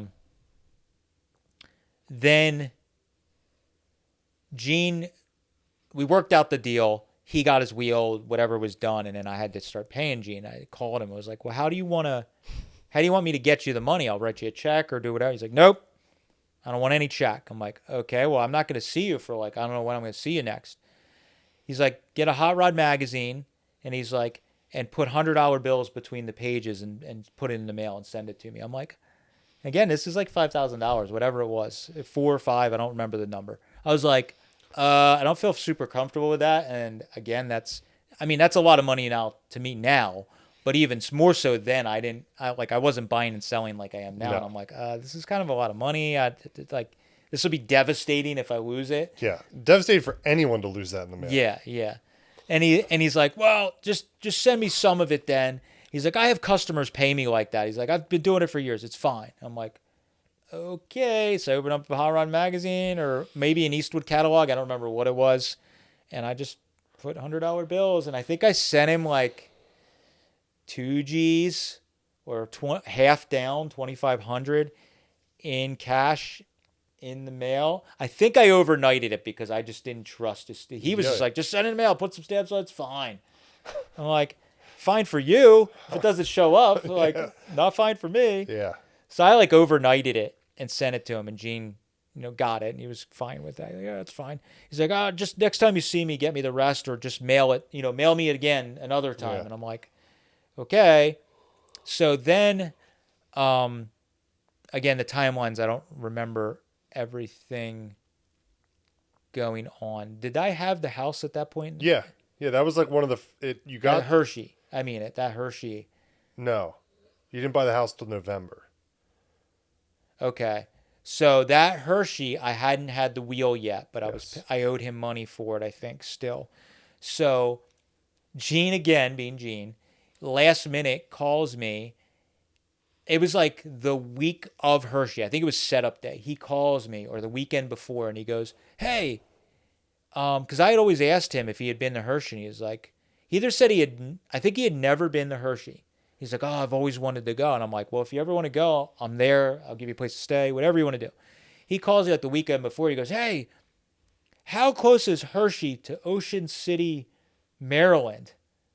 And I was like, what? It's closer than you are, but it's not, I don't know, 3 hours or something like that. And or 2.5 hours, 3 hours. Okay.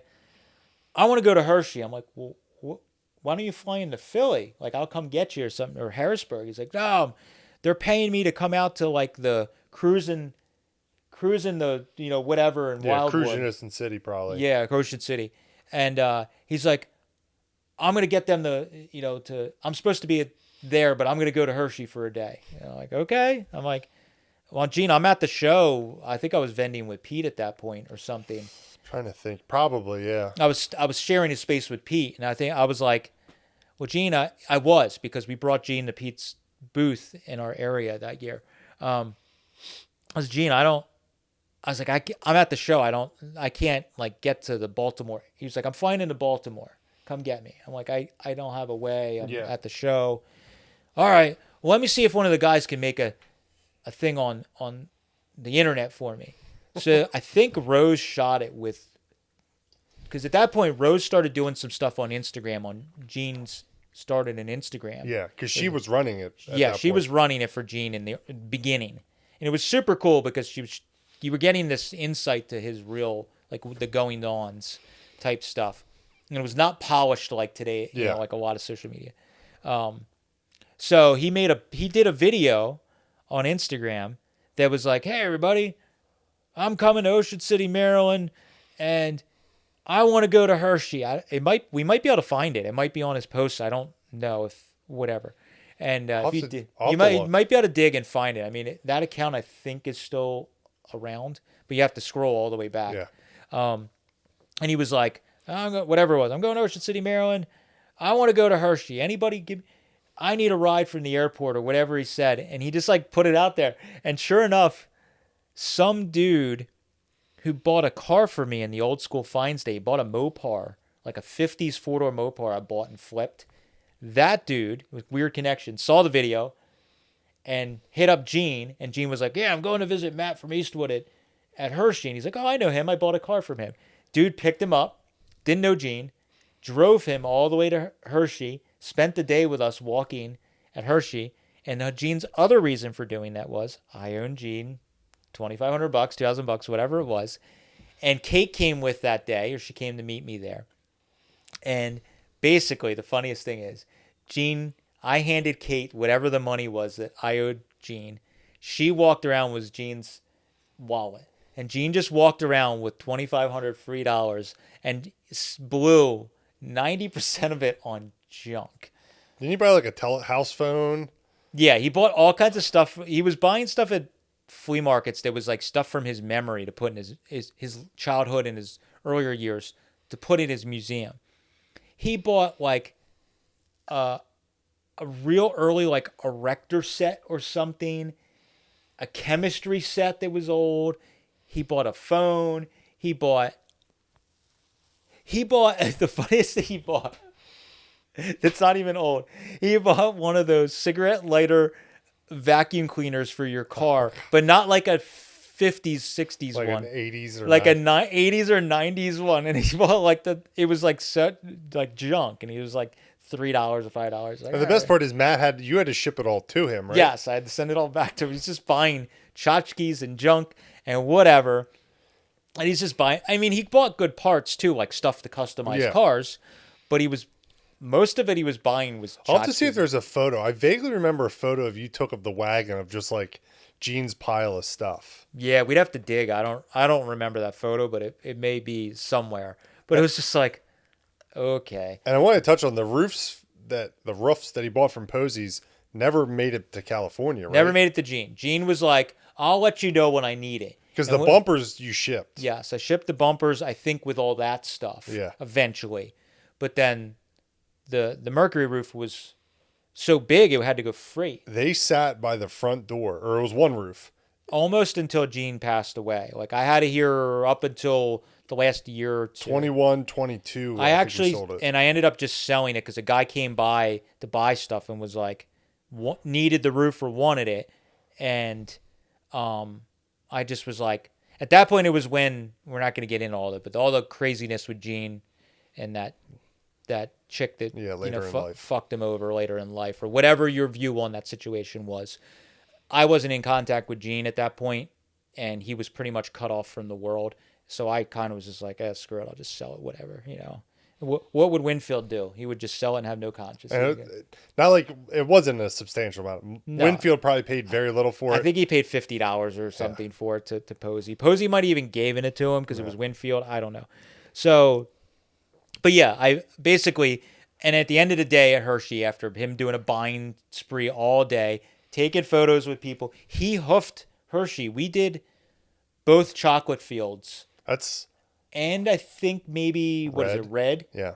I think we did that whole half almost in that whole day when he was there. We did at least both chocolate fields that day. Lot. Oh, did you hear they got rid of North Red? Yeah, I did. That's kind of a bummer, but yeah, it is what it is. We saw it coming. Random Hershey drama. Just popped in my head. But at the end of the day, when I apologize to the guy, I don't remember his name. Nice guy. He like took Gene back to Maryland, so it had to be an incredibly long day for him. Yeah. Gene was like, all right. I'm bummed. This is the era when I was going to Hershey, but it was only for like a day because I still had a normal job. So it wasn't the day you went. Yeah. But it was just incredible. He was just wandering around, and we just stop in booths, and people were just like, it was really cool because in California, in Southern California, everybody was kind of immune to the legends because all through the years, Barris, Winfield, all these guys, they were just at the LA Roadster show. So it wasn't unusual to go to the LA Roadster show. Gene always had a swap meet space at these shows. So when you go to California, it was like, oh, there's Winfield. Like, I mean, we saw it this year at Grand National. Yeah. Chip Foosh just like walked through one of the buildings. He was doing like a seminar or something, but it was just like he just came walking by. It was just like a He's normal. just Some another- people said hi, but it wasn't like. He's people just a dude, yeah. you know. And in Southern California, at these big hot rod shows, these guys are just they're just Yeah. dudes. They're just, especially the old timers coming up. They've been going to the LA Roadster show since the first LA Roadster show. Yeah. So it's like it's just another show to them. But in Pennsylvania, at Hershey, him not doing an appearance, people were like, heads were exploding. Like that's Gene Winfield. Oh my God. Yeah. Like just like, so that was pretty cool. Like walking around with sure. him. And I have also, and we talk about it a lot. I'm terrible at swap meets with it. Kate and everybody hates walking with me. Gene always took the time, everyone, to stop and at least say a few words. He wasn't like, hey guys, all right, yep, got to keep moving, see ya. Like, he took the time, he took the photo, he signed it, he asked how you were, what are you working on, blah, blah, blah. And some people it was 10 minutes, some people it was a 3-minute conversation, but he was like, always was nice to people, always was cool with people. Never, ever in my short period of seeing him was he like short or a jerk to people. And even though he had one day at Hershey, he was still taking the time, sitting down, not standing up, standing and being like, yep, take the photo. All right, thanks. Yeah, great, whatever. Signing stuff. So that was really cool. But Kate was just like, he just blew through like $1,000, $1,500 in like, an afternoon on junk. That's actually not a lot. That's pretty easy to do at Hershey. There's just shit everywhere. So that was super cool. And a really, really neat experience to walk the swap meet with him and just see what he was doing. And he was haggling. Yeah. He was that was kind of funny. It was interesting to see the two ways people would act. He would try to leverage who he was, for sure. So he would make offers on stuff because A, that's just how you were. You haggled. Since the beginning of time, the age he was, the era he came from, you always haggle. B, he knew who he was, and he knew sometimes people would just give him a deal so they could say that they sold Winfield a thing. So there was two people I saw. The people that would lean into that and be like, oh yeah, no problem. Or want to give it to him because it's Gene. There was the other people that were like, no, fuck you. You got money, you're Gene Winfield, and you're going to lowball me? Yeah. And the guys would stick to their prices. But he was very frugal, and he was always making offers on stuff. And it was kind of funny how he was, the stuff he was buying up. Buick headlight rings. 53. The Frencham into stuff and whatever. And just, he was buying a bunch of custom stuff, but it was a lot of like Tchotchkes. literally flea market junk that was not worth anything. So then during that time period, I bought the house. Yep. And I think at that point, my wheel, they were working on trying to figure out how to create my wheel up. So I'm so thankful that Rose was working there then because she took the time to, her and I texting and calling. I was like, Gene wasn't going to do it. It was going to be my problem, basically. So help create it and send it. But before that, Gene called me one day. Actually, Rose hit me up and was like, hey, do you want us to like paint or something? I might be able to get Gene or whatever. There was some sort of talk about painting. I'm like, oh yeah, that'd be cool. Just whatever. Even if you just XYZ. Because it was all half stripped of paint. So then Gene calls me one day out of the blue, shortly thereafter. And he's like, hey, what's your favorite color? Which is odd because he was going to do it no matter what I said. And I was like, I don't know, like black, blue, whatever. He's like, so you like blue? And I'm like, yeah, I love blue. Blue was one of my favorite colors for sure. He's like, all right, your wheel's going to be blue. And I'm like, what? And he just got off the phone with me. And I'm texting or talking to Rose. I don't remember how it all happened exactly. Either she told me before or during and was like, Gene's painting a Buick Riviera for some Japanese customers, and he's doing a blue fade on it. I think your wheel's going to be blue. I was like, what? So basically he was painting the car, and from what I understand, I wasn't there. He was doing a coat and would turn around in the booth and do a spray coat because how Gene painted with these fades, he just painted them until he liked them. I think that was code for if you fucked up, you could make it better with just adding some more fogging and detailing. But he painted it until he liked it. But I think a lot of that was Gene's fade. I think was a lot like how pinstriping started, where he could mask errors or mistakes by fading stuff in, and with doing the candies and metallic, if something kind of mottled or got a little funny, you just fog some paint into it and you can make it whatever. And I also think he did it like a sculpture or art type deal where he would just kind of paint it and be like, it needs a little more there, or whatever. I'm going to do another coat.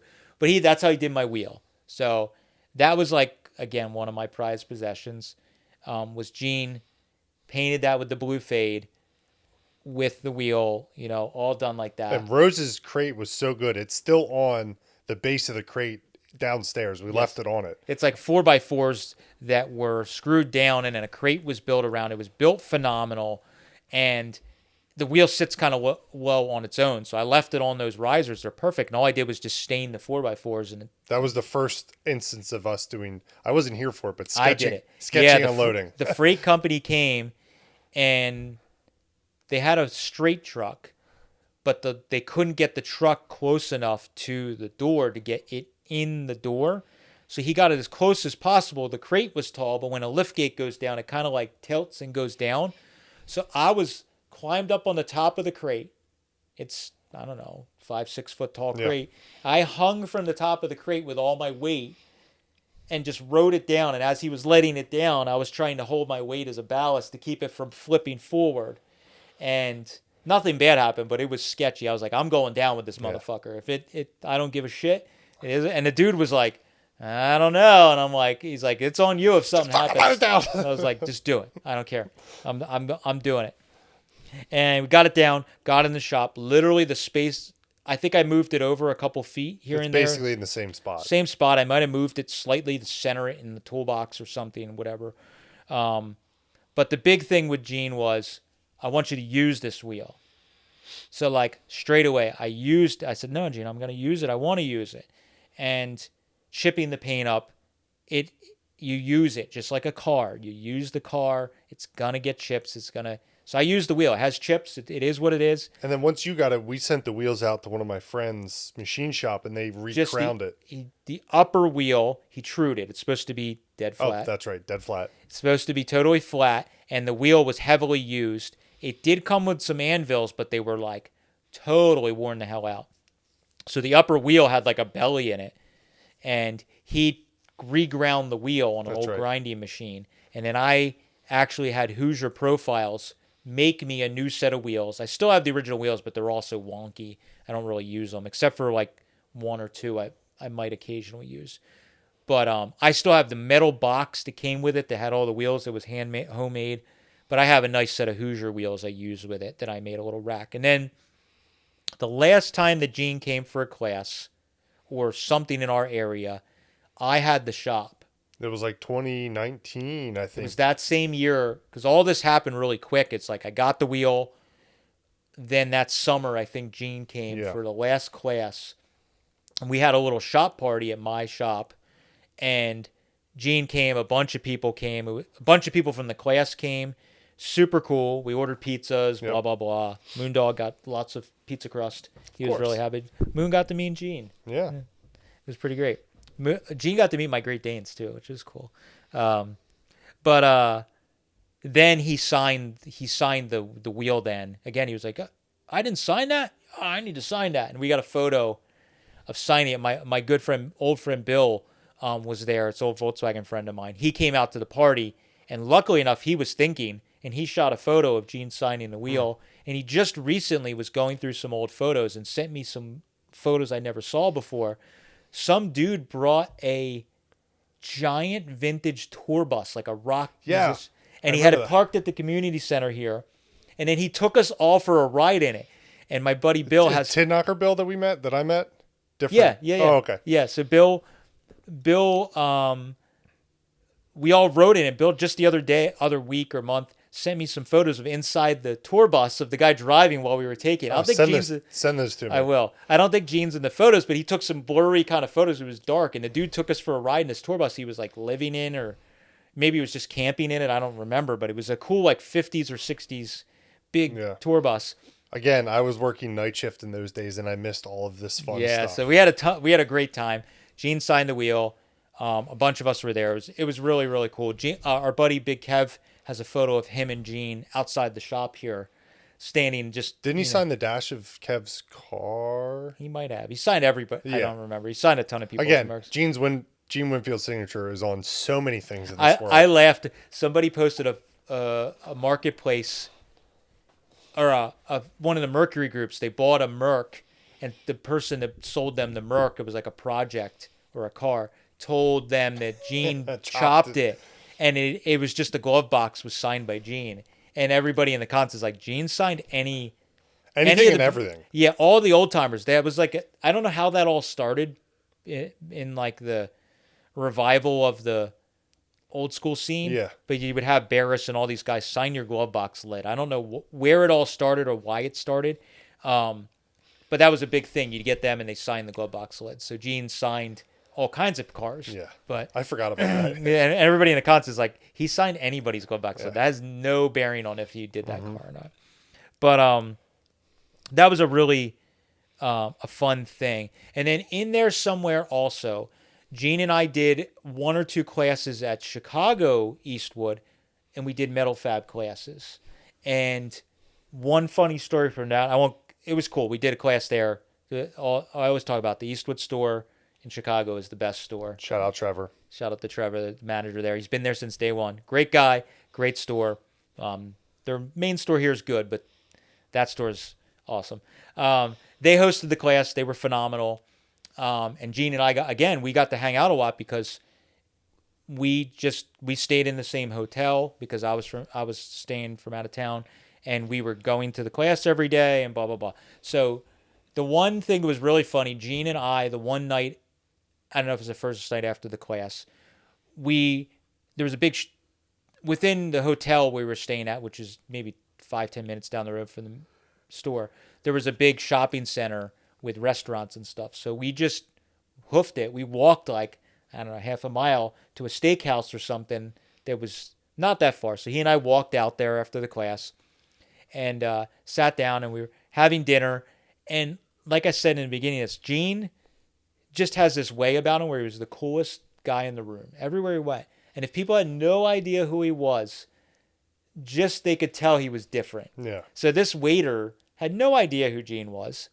And Gene's just being Gene. And the way Gene was talking, the guy made some kind of joke.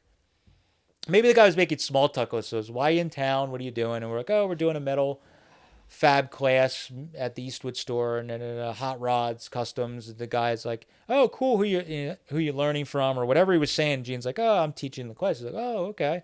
And we're talking. He's like, man, He's like, I probably don't even know it, but you're probably somebody famous or something like that. And I started laughing. And the guy's like, what? And I was like, no, he's pretty famous.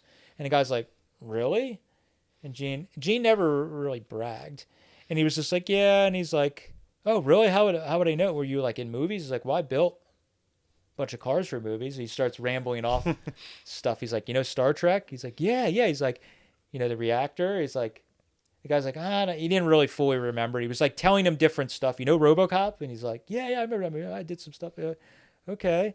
And then the guy takes her order, goes in the back, comes back, and the dude's like, you're really somebody famous. Like he's like all like, can I get your autograph? And like he must have went back with his phone and started Googling Gene Winfield, yeah. RoboCop, and like whatever. And he's like, holy crap. He comes out and he's the nicest guy, and he starts like, and Gene signs something for him, whatever. And he's really nice. And then the funniest thing was Gene and I ate dinner and hung out for like probably way too long at the restaurant.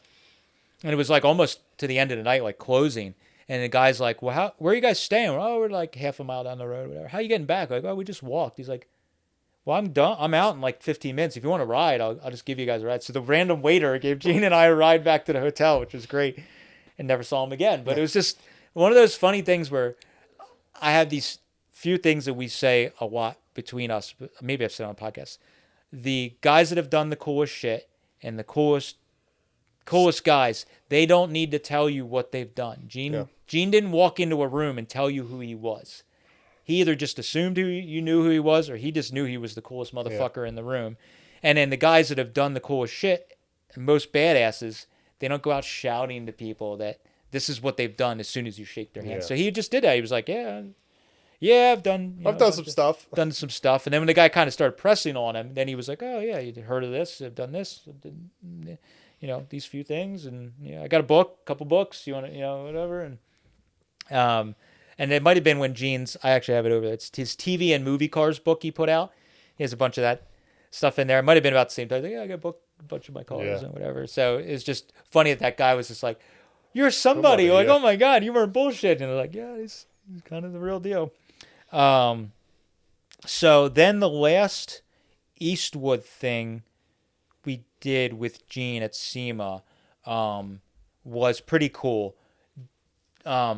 I kind of convinced Eastwood to debut a Winfield car at SEMA. So I don't think we did we didn't do a metal class that year because there wasn't room. There wasn't room. But basically Gene, I think, hit me up and was like, hey, I'm doing, he has these two brothers that own, I think it's Custom Wheels or something. Custom Wheel, yeah. Is their business. Two Japanese guys, really cool guys. They were another two people that probably know Gene really, really well. They had been coming to visit Gene for Grand National, LA Roadster Show, and they would like pretty much just hang out. They would get a hotel, but they would hang out with Gene. They've been coming since like the 90s, I think. Yeah, they knew Gene for a long time. Bunch of stuff Gene built for them, painted for them. They have a collection of cars that Gene, there's a pickup, I think. I think that Riviera was theirs. It might have been theirs. Yeah. You might have been right. I don't remember. But so those guys, he was doing a 5123 Chevy. I don't remember the year for them, all custom. And Gene was getting ready to get it done. And I think he called me and said, oh, it'd be really cool to debut it at SEMA for these guys. And, you guys ought to have it in my booth. And I'm like, Gene, that would be awesome. So I convinced Eastwood to do a debut of a Winfield car in the booth at SEMA. And I was mixing my timeline up. That was the year that Rob had his Mercury there. Mixing my timeline up. Because I have somewhere photos of Gene's car and Rob's and the Mercury outside when we were leaving and taking the booth out. And cool. Rob might even have photos too. We all took photos because it was super cool, the two cars sitting there. But Gene was like, yeah, it'd be really cool. Okay, so we made up postcards. I actually still have a bunch. They're right here. Oh, look, I have a Winfield photo. I have so much Winfield shit. Because Gene would give you everything. So here's, we could show up. But this is the Pittsburgh class. Fat Matt, and Gene, and at the class, he would take photos with it. I think the people that ran the class gave you like a diploma and a photo of Gene and I. Look at that baby face. I don't know about baby face, but yeah. Fat Matt. That was Fat Matt. It's a while ago. Holy shit, you do have a lot of those postcards. Yeah, but Eastwood had these, it was called the Desert Sunset.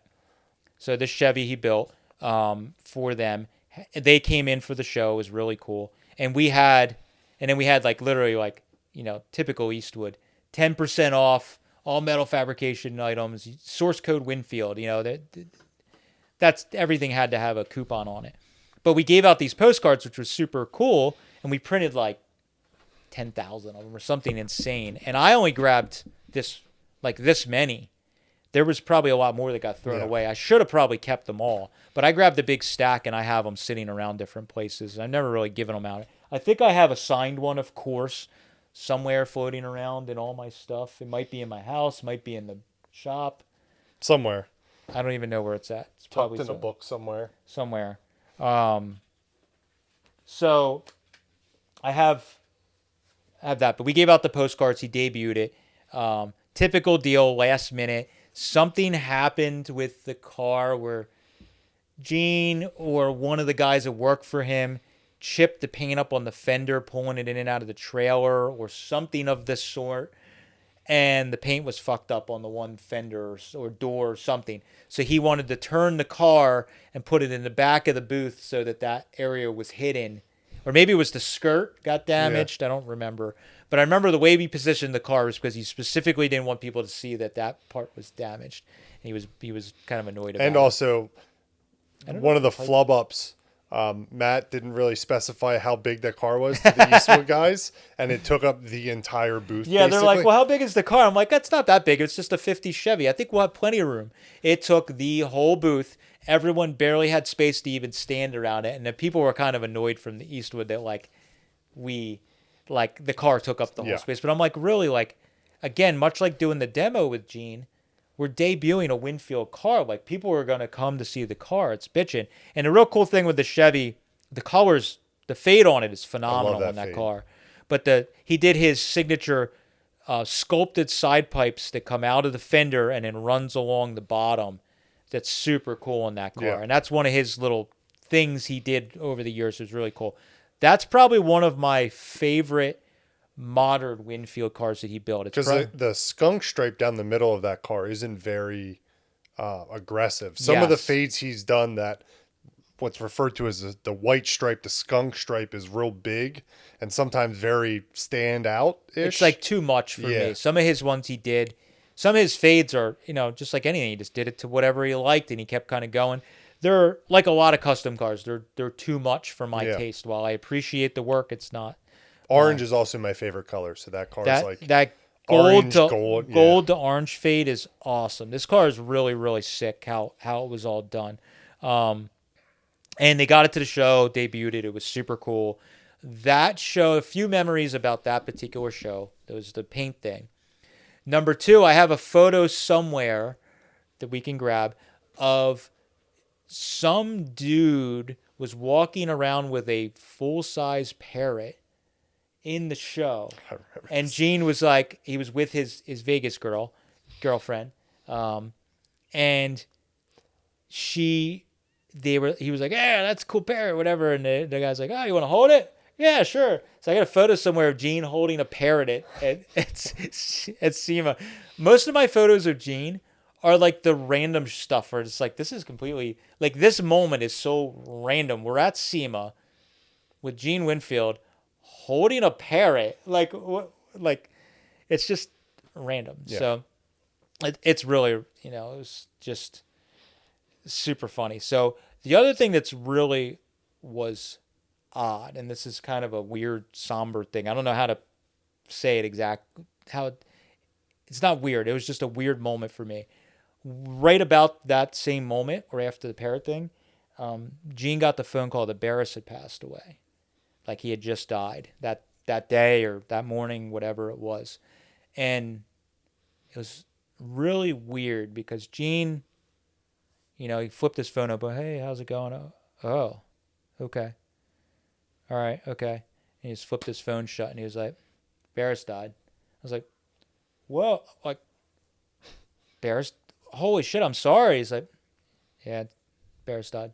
It was like kind of weird because Gene had lived so long and outlived, I mean, look at Iskandarian. Yeah. Like, it had to be the same thing. When you get to that age and all the guys that were in the scene back in the day, they start slowly going away. And Barris and him were competing, friendly, whatever you want to say, the whole years. And whether they were best friends, they weren't best friends, but they were, they were at least cordial.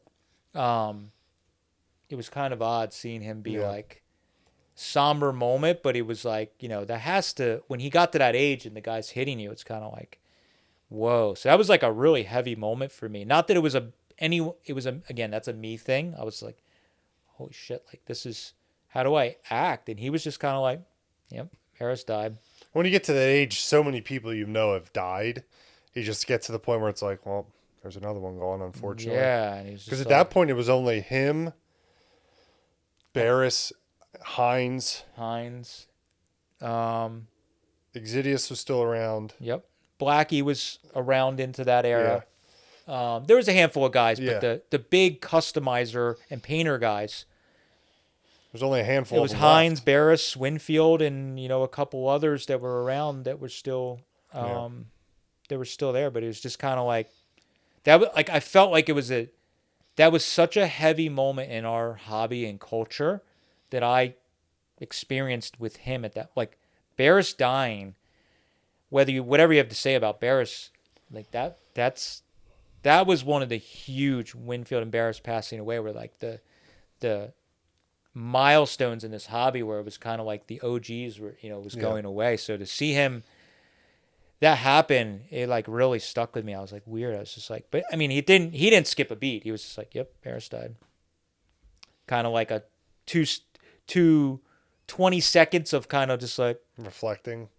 Not even that. It's just like kind of awkward silence. And he's like, all right, so what are we doing here? Like, like almost like, okay, like just, Do you need a and minute or two? yeah, he didn't.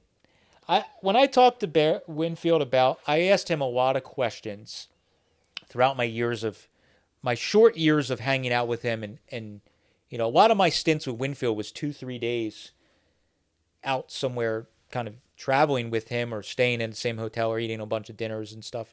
Much like when we hung out with him, Yeah. it's like you got like when we did the when we stayed with Gene, it was like that one night where we had like hours just him and us, no Yeah. distractions. I had a bunch of times like that with him where I could ask him whatever I wanted.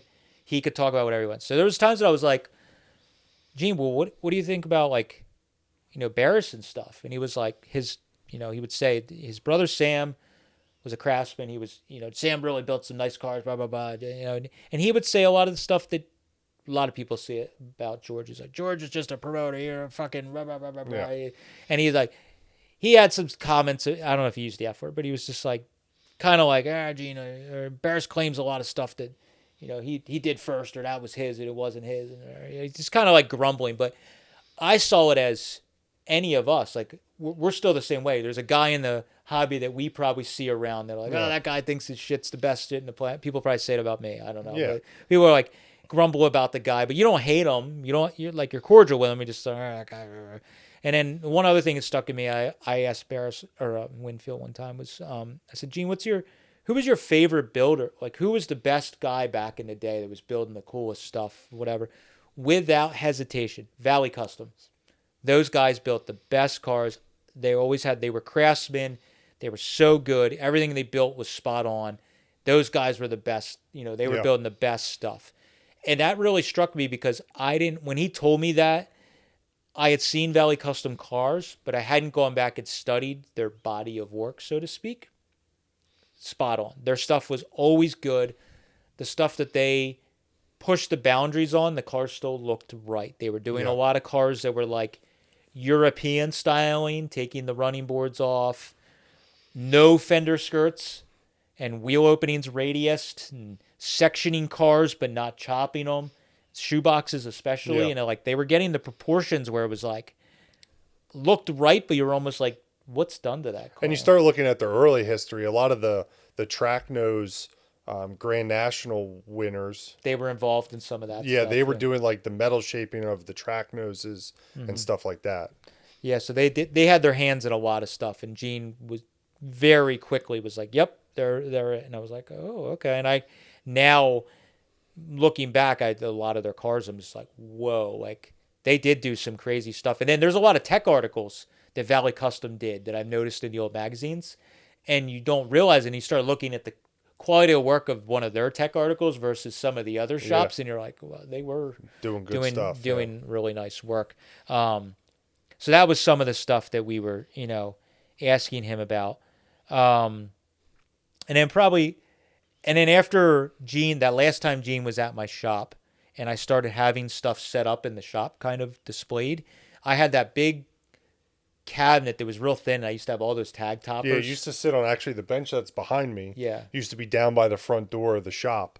Yep. And it was filled with tag toppers. Yeah, and Gene was looking at them. He also, I think, appreciated that I was like really into collecting stuff. I was trying to buy stuff from him at that point because I got friendly enough with him. So when I went out to visit him, trying to buy the English wheel, I was trying to buy. He had a Kong distributor, which I still to this day wonder what happened to it. And one of the containers at his property, he had parts racks, and he had a Kong distributor sitting there. And I was trying to buy from him. Every time I'd see him, like, you should sell me that Kong. I don't want to sell it. Note the Thixton that's on the Pagoda City Coupe came from Gene, right? Yes, the year that I snuck into Grand National with Gene and Rose. Moon's growling, he's dreaming. I was building the Pagoda City Coupe, and I was looking for a Y-end or similar high-rise. Couldn't find one for affordable. And we were backing up, and I said something to Gene. I said, yeah, my coupe's almost done. I need to find a cool high-rise for it. And he's like... And I had asked him multiple times if he would sell me an intake. And he's like, nah, I don't have anything. And he goes, oh, you need a high-rise? I said, yeah. He's like, you need one? I said, yeah. Yeah, I could really use a high-rise. He's like, well, why didn't you ask me? I got one in my bed, the spare bedroom his hot rod room. Yeah. Really? He's like, yeah, it's sitting on the shelf. I'll sell it to you. And whatever it was, I think it was $600. Crazy. Pretty affordable. So he plucked it off the wall. I think Rose packed it and shipped it. Did you pay him there on the spot, or did you mail money and hot rod? I don't remember, to be honest. I might have mailed him cash. I don't specifically remember how I paid him on that one. But he mailed me the intake, and that's the one that's on the coupe, which is a cool. It has no history. Like, he probably bought it at a swap meet or got it somewhere. Given to him at a swap meet. Yeah, who knows? But he had it just sitting around, and I put it on my car. So that was a neat thing to me. It means nothing to anyone. It's just a cool memory to me. But that was like, but it was just funny. I was like, oh, why didn't you ask me? I'm like, I kind of did ask you, but I guess I didn't ask the right day. At the right time, yeah. Yeah. And who knows, knowing Gene, because he's such a hustler, he might have got it the week before at a swap meet. Yeah. Or somebody brought it into him to his shop and bought it, and he's like, oh. Definitely. Yeah, I can flip that to this guy. But he mailed me a tag topper after he was here visiting for that show, and we had the party at the shop. And I still have it, but it's a little Felix tag topper. And I might have a photo. There's a photo on your Instagram, yeah. A letter that he just said, hey, Matt, saw your tag topper collection. I thought this would be a neat one to add, or something like that. Real short. It just came unannounced in the mail, and I was just like. It was in an envelope, I think, with like stamps on it, I'm pretty sure. Yeah, he just put it in the mail and mailed it to me unannounced. It was really cool. The one thing I regret is I didn't keep any of them. Gene used to send me Christmas cards. Oh, really? Like every year. Yeah. And the gal he was dating up until towards the end that was living with him at his place, she used to text me on his behalf every holiday. You know, Merry Christmas, Gene and Laura. You know, so it was always really cool. Yeah. But I never kept those postcards. Yeah. Why? He's gonna live forever. Why do you need to get rid of them? Why does it matter? I don't know. I didn't think about it, but hindsight's always 20/20. But I did keep some of the stuff. But the tag topper, again, it's not that it's anything special. It might be a reproduction. I have no idea. But it's a thought that counts. He bought it out of swap meet, thought of me, gave it to me. I'll probably never run it on a car, but it's just. Yeah. I know when I die, somebody will buy it and it'll just get. And the story will be gone. Nobody I'm going to sit at your estate sale when you're gone and then say, that came from Gene Winfield. I remember it. So then I'm sure there's other stuff I'll probably remember later on. But then we started planning our trip in 2020. Yeah, so we saw him at Grand National 19. Mm-hmm. We visited Rose. Rose kind of lived near Gene, but we didn't have time to go see Gene on our... We stayed with Rose.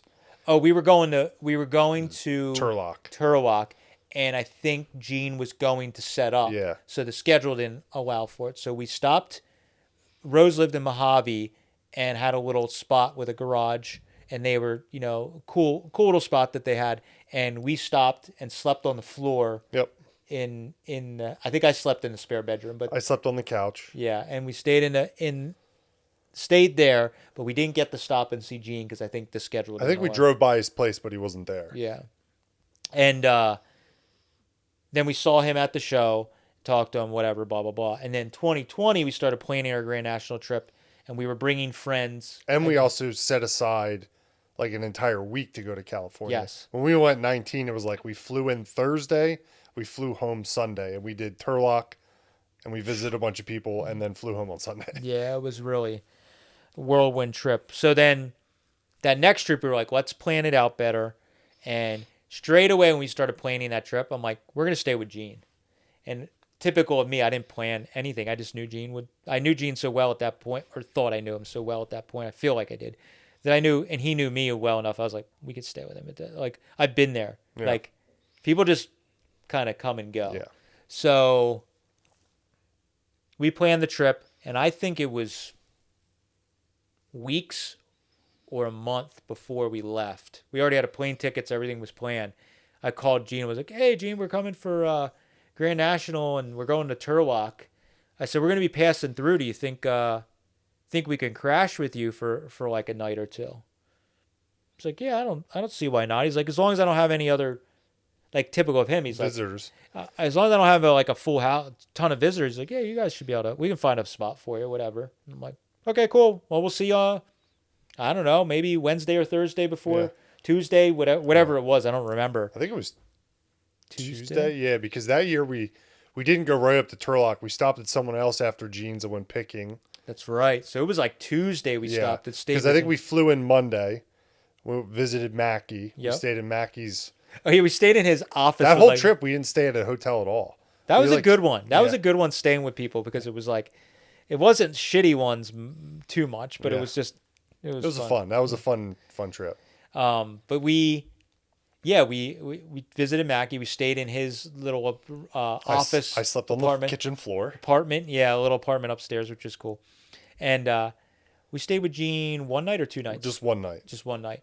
So we got there, hung out with Gene. We did a great video. If you go Yes. way back, and I'll put in the description. We did like a full tour, half tour of his shop and like of his museum, which is basically in his house. Yeah, and a bunch of people have done them back to like, he'll kind of let anybody Yeah. film, do whatever. We're not that special. We did an exclusive. He just let us, but we just showed up. He had just gotten back that Toyota or whatever that pickup was with the engine in the back, that Yeah. like show truck, and they were trying to get that ready to take Yeah, they took that to Grand National. along with something else that was No, there. they were going to take that Zephyr, I believe. Yes, But he it got paint- damaged on the way to upholstery. or something. The paint got fucked up in the trailer. And I seem to remember the gal that owns it was a little upset because Gene went left field and painted it a color that he wanted and not What she wanted. what she wanted. And I think it ended up in the end got painted the color she wanted, but No, it was purple. no, it got repainted. Yeah, it was the color that it was. It was still Oh, purple. was it? Yeah, it was at Grand National this year. It was, but I thought it was a different color. No, it in was it. still purple. Oh, okay. But she wanted a different I color. think so, yeah. There was some sort of I think there was a lot of that happened that Gene was like, it's going to be this color. Yeah, and he this is the kinda- color I want to paint it. Yeah. So I don't remember what it was. It wasn't like she was making a scene. I'm not saying anything Yeah, negative. it was about her. just a funny. There was like a little whispers around or something like it. It wasn't the color I was kind of expecting or Yeah. planning, or maybe the shade of it, or so, I don't remember, but it was kind of funny. But purple was kind of like one of his Yeah. colors for sure. But yeah, so we came there, we stayed. They were trying to get the truck running. We did the tour thing. This is the first time I really met Gene. I met him at Grand National in 19 and Mm-hmm. like just hi, shook his hand. And all the times he was here in PA, I never had time to Mm-hmm. go to Eastwood or hang out here at the shop. So that was like the first time I really talked with him per se. Yeah, and we had what, 2 other buddies with Yeah, us? Jason and George were with us. Okay. So all of us then, there was a bunch of people there, typical of Gene's. There was Yeah. other people that were around that knew The Gene. two dudes from Japan were Yeah. there. And we all went out to dinner at a restaurant or diner or something Yeah. down, a few minutes down the road. And we all sat and had dinner, and it was, really good. And I don't really remember much about dinner, to be No. honest. But we then that night, everybody kind of left, and we were there. And I think I didn't even say anything to Gene till like that night again. And I was like, "Hey, Gene, you still cool with us staying?" "Oh yeah, yeah." He kind of half probably forgot. He's like, "Yeah, I don't see any problem." Like nothing was prepared. It wasn't like he was expecting us. Yeah. He probably forgot from when I asked him. Yeah, And I kind of definitely. knew that, and I was just like, "Hey, Gene, cool if we crash? I got my 3 buddies and myself." "Yeah, I don't see why not. It's fine." So he starts showing us around where we're gonna stay, and he's like, "All right, well, when you guys could stay in this room, the hot rod room." I'm like, I already had claimed it. I'm like, I'm staying in the hot rod room. We had a conversation on the drive over. Like, none of you fucking assholes are staying in this room. I am sleeping in there. I am staying in this room. So it's a Model A pickup, 2829 Model A back half of a pickup body against the wall. And then it was a Model A pickup bed, painted red, and turned into a bed. So you were sleeping in the bed of the Yeah. pickup, And essentially. there's a flathead engine in the middle of the room that was a table. Yeah, it was like a Kong. I think it was like a blown up Bonneville engine or something like that. It was a great room. The whole room's just filled Yeah, it with was just great hot rod parts, shit. photos. I have a bunch of photos we could post. We could send you that I never posted. I took a ton of photos that morning of me like laying in the bed, like Yeah. the ceiling, all this You stuff. took a video. It's in that one of the yeah. California trip. You getting out of bed and walking into. I stayed in the Star Trek room. So you're like, cool. let's go check on Mike, and you walk forgot through. about that. Yeah. Yeah, and and that night he's like, all right, and we have this room, and he like shows us how the It's got a Murphy bed, yeah. pulls out of the wall in the Star Trek room, and I was like, I mean, that was also really cool. It was Like super rad. it's kind of surreal. Like I'm staying in Gene Winfield's house in the Star Trek room. like room. Like this is kind of. And then our two buddies had to stay in like one of the employee trailer. Well, no, it was the original house. Oh, was it? That Gene used to live in, and then when he stayed, and then when he built this place, his museum, he started living in the museum, okay. and then Jimmy was living in there, and I don't know if other guys were kind of coming and going. I didn't walk in it. It was pretty sketchy from what I understand. Our two buddies, I wish they were here. They stayed there, and they said it was pretty sketchy, dirty, like what you would expect, people just drifting in and out. Hot rod guys, nothing was really kept ultra clean. Yeah. They pulled the short stick. I was like, I've put my time in. I get to sleep in Gene Winfield's Star Trek room. Two of us is staying in Gene's place, but it was just kind of crazy. So the best part of that for us, oh dude, that was the best, was that night then, because it was only like maybe let's say 8 or 9 o'clock at night. Maybe it was 9 or 10 o'clock, whatever it was. It was dark out. I remember that. Yeah, but it wasn't super late, and there was nothing really going on because they were getting ready for Grand National. So we were just hanging out. So we sat at the kitchen table in his little kitchenette type thing, and just chatting with Gene, asking him questions. And you might remember more about that because I don't fully remember. We were just talking that conversation. We were more talking about because what we're into is his early hot rodding days. That's right. And then we started talking about Bonneville, and he just walks over to one of the bookshelves and pulls out this photo album of his early hot rod and Bonneville days. Scrapbook, yeah. Yeah, and we just sat down and talked about. We went through every page. Yeah, talking about, different things and racing at Bonneville. We learned that they changed some rules either at El Mirage or I think it was at the Dry Lakes, actually, not Bonneville. They changed the rules because he used to race 3 different classes with the same car. He would race it in the rail, the roadster, and the coupe class, and he would change the bodies depending on what he was racing. I have a photo, we posted it when he passed away, of his car on a trailer with a roadster body and a coupe body all stacked on top, and he towed it with his like 50 Merc, I think.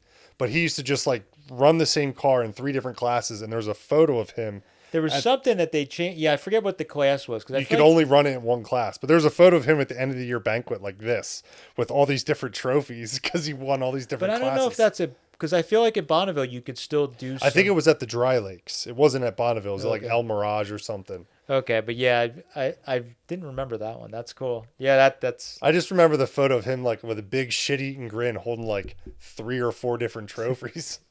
And the photo of the car with all the different bodies stacked on top of it. Yeah.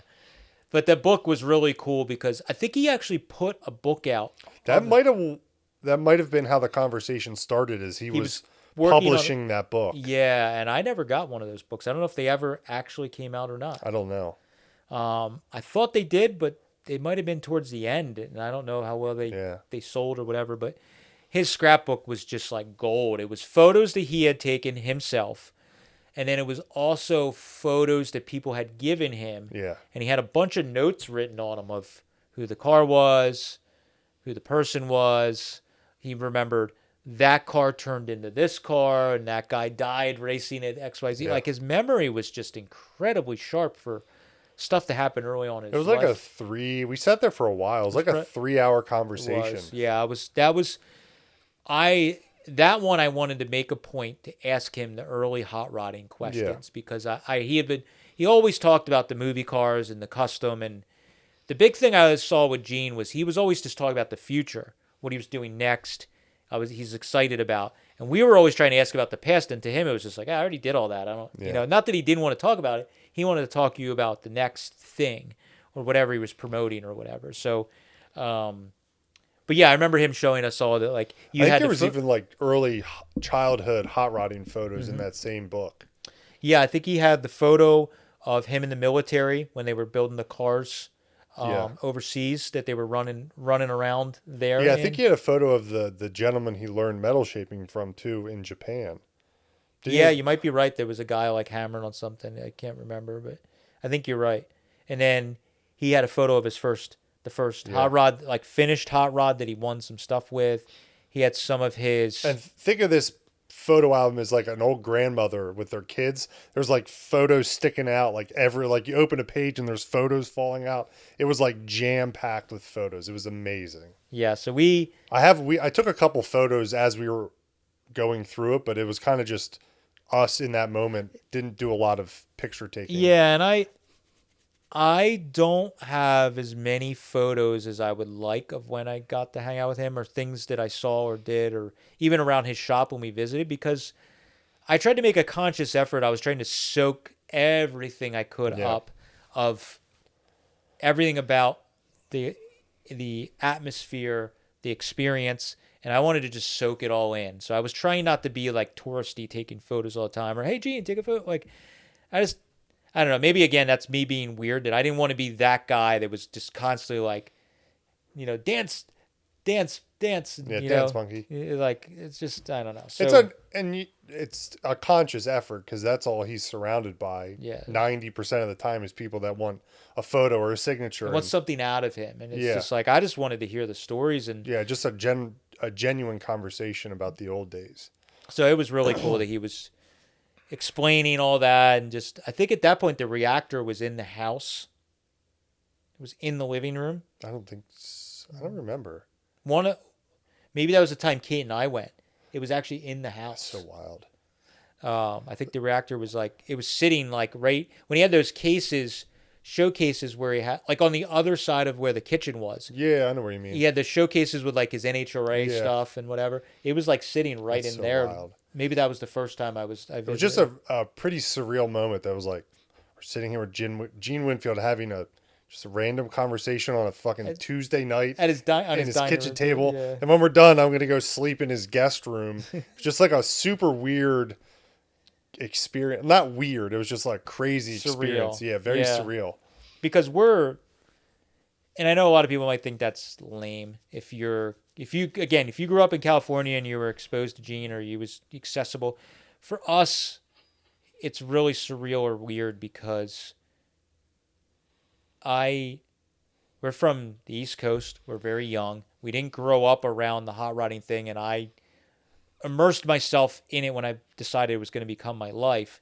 And who do you see in the magazines? Yeah. He was one of the guys. So it was kind of like weird to be like, we're that friendly that we just showed up, and I was just like, hey, Gene, can we stay? Yeah, sure, why not? And it was just like really cool. But it was a real surreal thing, and it was like when we left, it was just like, we're like driving the Turtle, or the next stop. We're Jason just like, and George were like, how was your night? They're like, it kind of sucked. We're like, we sat and talked to Gene for like 3 hours about hot rodding and the early Dry Lakes days. And they're like, you guys, that kind of sucks. Yeah, we're like, we didn't really think of it till we were already sitting there. You guys should have came and got us. We're like, sorry. So I do feel bad about that, but I think it was more special being able to just us sit down, spend that time with him.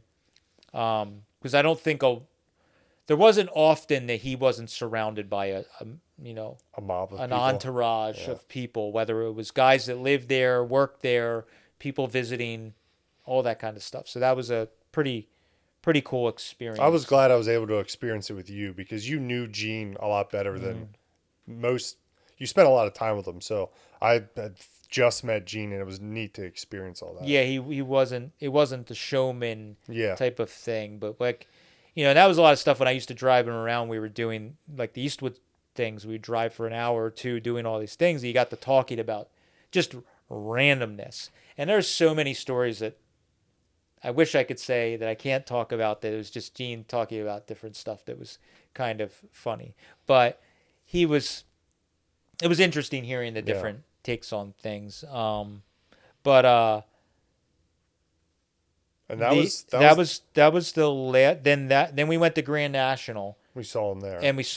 And I sat down with him and hung out a little bit, and I took a photo actually with him, which was odd enough because I almost never took photos with Gene after I did the class stuff and the SEMA stuff. I like never took photos. Was like, hey Gene, let's get a photo together. I would just come and hang out with him. Like the first year at Grand National, I was like, hey, I'm gonna go sit with Gene. You guys just go wander. And I sat with him for an hour or two and just talked, and I didn't take any photos, just hung out. But that was the last time I saw Gene in person and hung out with him, was like that Grand National. I took oddly enough, I was like, hey, can we get a photo? I don't know why. Yeah, I don't remember either. And then basically what happened is IronTrap went, that was when we were already taking off. But if you think about it, that was right literally as COVID was happening. Yes. We were driving around California because I remember we were joking driving back or to Turlock. Our buddy George was like, hey, did you see this thing on social media about the coronavirus? Maybe you just need to drink a few Coronas and it solves it. We were like, we didn't understand how crazy it was going to be. And we were like just making jokes about this virus. We got back from California. It was like 3 or 4 weeks later. The world shut down because it was like, so what that's always the end of January, beginning of February. And so March 13th is when like all the lockdowns started. So you figure we got back the second week in January. February. February. And it was like 3 weeks. Because I remember I went back to work and I was just like on that high of California. Everything was awesome. And then I think we put the video out. Yeah. And then it was like the world just shut down. Yeah. And everything changed in the world. Stuff with Gene. Everything just went like all over the place. And for us, opposite of a lot of people, everything went sky high because we went all in on the channel. And for reference, 2020, that year that we were in California, that's the year we put out the Packard video. That January is when we did the Packard video, and we already did that. I had bought the Schroll stuff, the Schroll and Skelly car right before we left. Because I remember when we were at the early Ford store, I was talking to, I think Bill was the owners that passed away. Bill, I showed him the Schroll car and he was like, oh man, that thing's cool. Like, so I already had that. So we had a lot of momentum going at that point. And I knew doing the Winfield thing was going to cement the channel more so because we were doing something that normal people weren't doing on YouTube channels.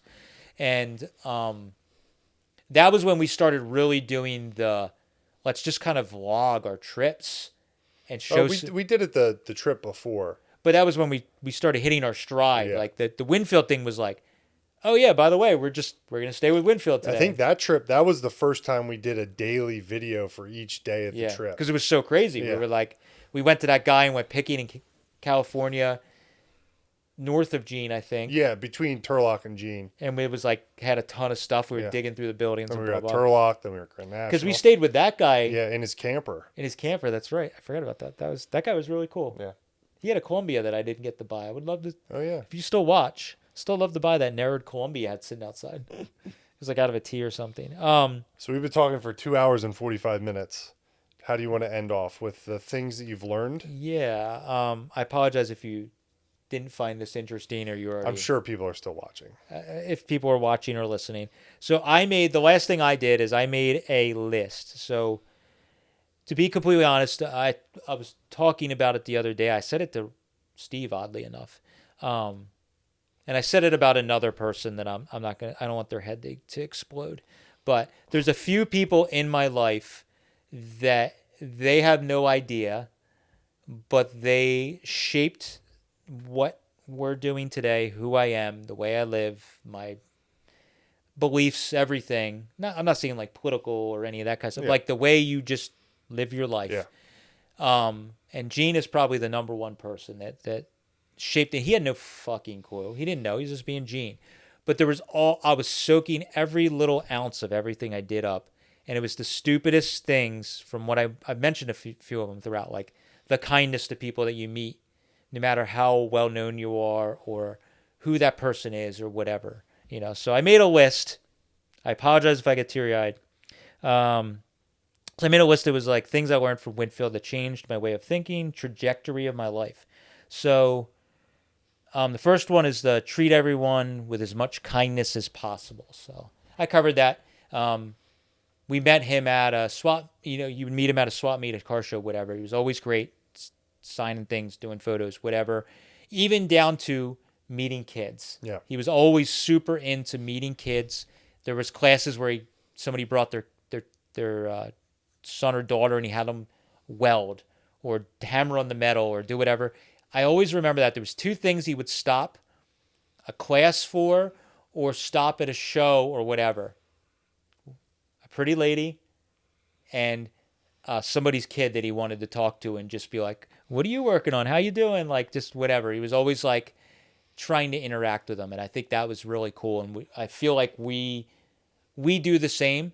I don't know how many times at a car show or Hershey or an event, somebody comes and they're like trying to get a shirt and they're maybe getting one, or maybe their son or daughter watches our channel also, and I'm like, just take the shirt. Like that means so much more to them than a shirt or whatever. So he was always not so much a pretty lady thing, Karen, if you're still watching this. yeah.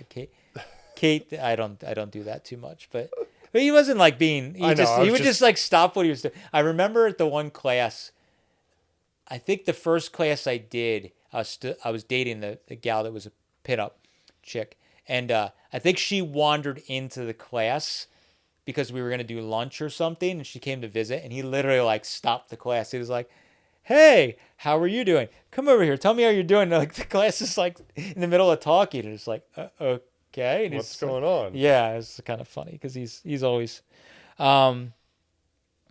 try, and this is also try to act interested and be open-minded when looking at people's projects or they're telling you about their life or car. So Gene was really good at that. Guys would always come over and be like, "Hey, here's my, Kaiser four-door, blah, blah, blah. I'm going to turn into a fenderless rat rod." And he would be like, "Oh, that's cool. That's neat. What do you think I should do with it?" And he wouldn't be like, "Burn it. Throw it away. You're an idiot. Start with something better." Like, which is very hard to do sometimes. Sometimes I'm sure it was difficult. But he was like, "Oh, that's cool. Well, what I would do is I would radius this and I would do this and that would be kind of neat." And he would like, he just was like helpful. People were like, "Gene, I got this car. How would you chop it?" And he'd be like, "Well, I'd cut here and I'd do there." And, you give people the time of day. He would act interested even if he was glazing over. And I try and do that as much as I can. Mike and I talk about it amongst ourselves. Like when we go to swap meets, he's kind of like all business walking around trying. Not that Mike's rude to people. He's just trying to walk around. Yeah.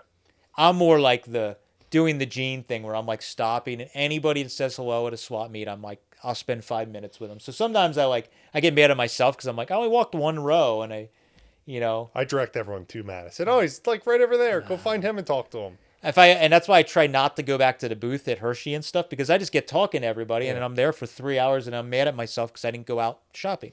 So he was really good at that, and I definitely saw that and kind of took that in. And never just say you can't do something. Always try to push yourself. Every day is a school day. So that was towards the end of his last portion of his life. That was a quote he came up with, and he put on shirts. He would say it everywhere. Every day is a school day, because he would say he was learning. And I think that came from when he'd do these classes, he was getting people that were more skilled than he was taking his classes. I know some of the classes I took, there was guys that were like high-end metal shapers. They were taking the class, and it was kind of like, well, if I pick up 1 or 2 tips from this class that I didn't know, it's helpful to me. Or figure out how to make a tool, whatever. So I think he got that because he'd have people that were telling him things or giving him an idea, and he's like, "Well, every day is a school day."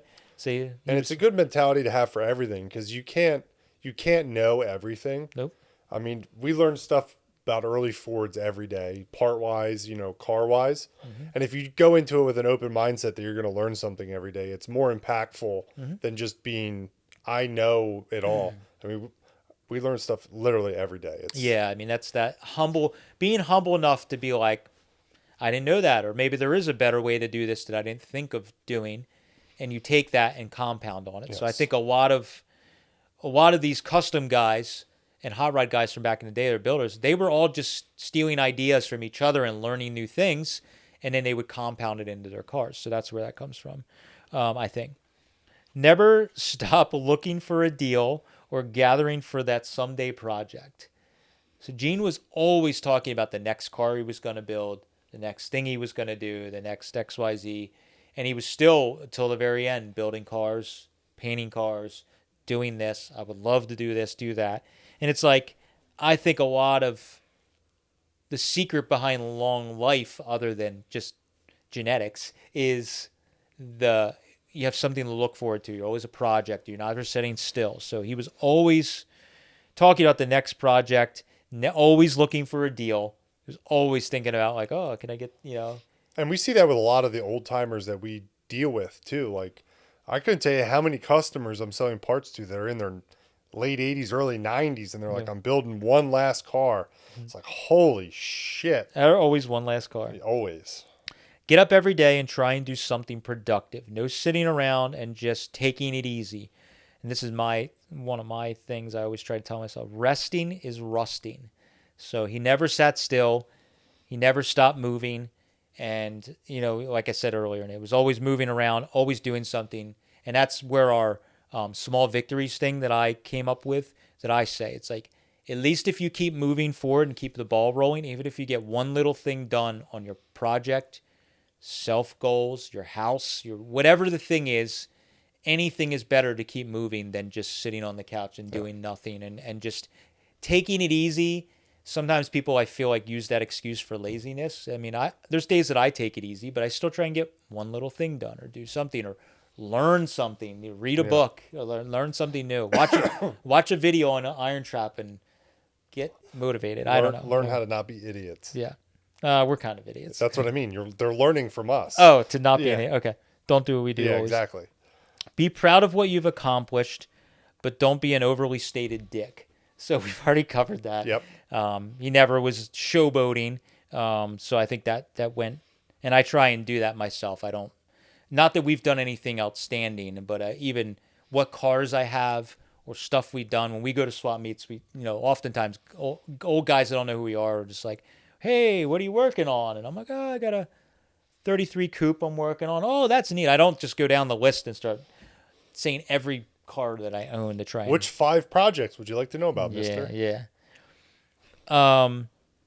Don't be too serious. Always time to joke, bust chops, and have fun. So he was always busting people's chops, making a joke, laughing, that kind of stuff. I think that's true. Don't get too serious, even in old age. Yeah. It's okay to avoid growing up and aging out. You're as old as you feel.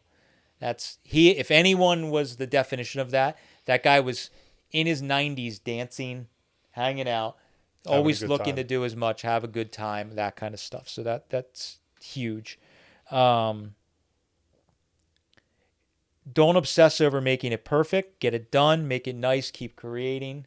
That was a thing. That was something I've tried to evolve into over the recent years, especially the last 3 to 5 years. Just get the car done. Freiberger says what's the quote? Doesn't have to be right. I can't remember. Get it running, doesn't have to be right, or whatever the thing is. I forget the quote, but I love that one too. But it's like, I've been trying to think that way with the Mercury. I chopped it. I got it to a good point. I got it all in one color. There's body work in it that's not perfect. There's little things that I'd like to do better, but I got it painted and chopped and driving. And I'm so much happier than if I spent 5 years trying to make everything perfect. So I saw that with Gene, with the speed of trying to chop the car, get it done, get it painted. And yes, if you see some Winfield cars that maybe didn't hold up as good, the quality of work didn't, but that car was beautiful for the time period that he needed it to be. And sometimes we get ourselves stuck in building a car and my big thing that when Steve and I talk in the shop, I'm like, this is good enough for my life. Some other idiot's going to have to deal with it when I'm dead. Sure, the way I'm doing it won't survive a salt spray for 3,000 hours and being a daily driver, but being garaged in our shop and being cool, it's going to be good. It's going to be driven. A lot of people overthink that, you're only going to drive it maybe 2,000 miles a year. If maybe. That, yeah, a lot of us are not driving. But this car will never see the abuse of a daily driver. Yeah. So anything I'm doing is going to outlive me, or I'm going to be so old I don't give a shit anyways. Yeah. And be like, I built this car 30 years ago. Fuck you. Whatever. Networking is the key to getting anywhere for us regular guys. So Winfield, Barris, Hines, all Alexander Brothers, all those guys back in the day that were building cars, networking was the key. They were always trying to self-promote and network. And I still think that's very important today, that you meet a guy or a person that maybe it isn't even just they're more famous than you or they're whatever. It goes as simple as that guy, one of our customers, it's a lineman. Yeah. It's we meet him. It's you're good, becomes a friend. And you're like, hey, I'm happy to give him stuff for free or give him a deal because he's going to help me out with whatever he does. So like, I feel like he was always doing that. He was networking to get a guy that could help him with this, or that guy works at Eastwood, so maybe I'll do whatever. And those dudes came from the era that was the only way to get anything done. Yes, true. And that's too many people I don't feel like do that nowadays. Yeah, so trading services and helping friends out and that different stuff it's tactical. Yeah. One good one that I think about literally every single day, I think of Gene, and this one. Don't drop the air hose on the ground. Set it on something close to reach. You'll feel it when your back is 90 years old. That's one of those things that a lot of people don't think of. You just like drop the air hose on the ground. And in a series of working on stuff all day, if you every time drop the air hose down and bend it up, pick it up. And one of the classes, he said that to me. I kept dropping the air hose. He's like, always put the air hose up on the vise or on the bench because you're going to feel it in your back when you're 90 years old. Like, stop bending over all the time. I literally every day, I still to this day will just like drop the air hose. And I'm like, no, put the air hose on the thing. So I try and loop the air hose over the vise, over the table, over the bench. And just so you're, same with your welding lead. It's like, try and keep the stuff so you're not constantly bending down. And take it from a 90-year-old dude. Yeah. Who still was moving around very good. It has to sit right and it has to flow. That was just a simple thing. It's got to sit right. It's got to flow. It's got to look right. And that's always been, that was always number one. It's got to sit right and it's got to flow. And I covered this already. Make an effort to take the extra time with the younger generation and anyone that shows interest. Most of his employees, or a lot of his employees, were fans or students to start. Mm-hmm. So people that may have taken a class, saw him at shows. Not all the guys were that, but a lot of people that drifted in and out were people like that were kind of started helping him out. And I think there's a lot of people, and he told me some stuff. I don't want to make some statements that maybe aren't true, but I want to say that Foose or Chip's father worked for Gene at some point, like in the 60s or 70s or something like that. I think his father. And then he saw Chip kind of grow up. And I think there was something with that he told me one time that was kind of cool. Like, oh, wow. I feel like that happened a lot in California. Guys were bouncing between all the shops. Yeah, and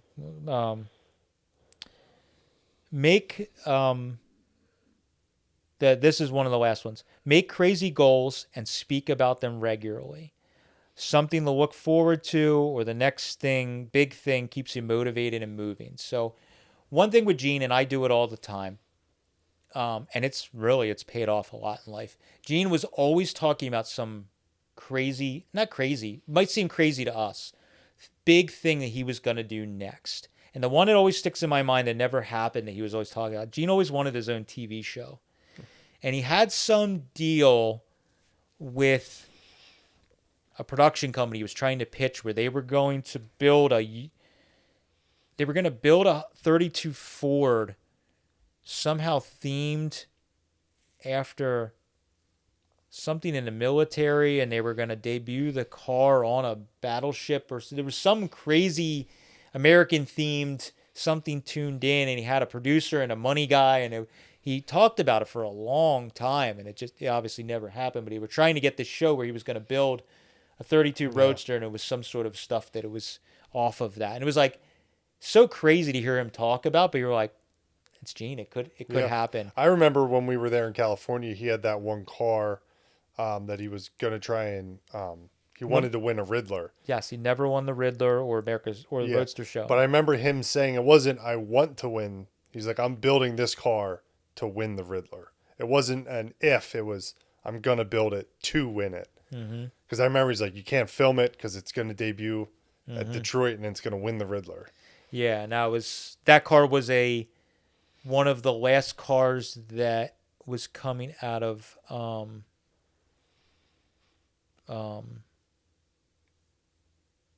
it'll come to me. Another shop had started it, right?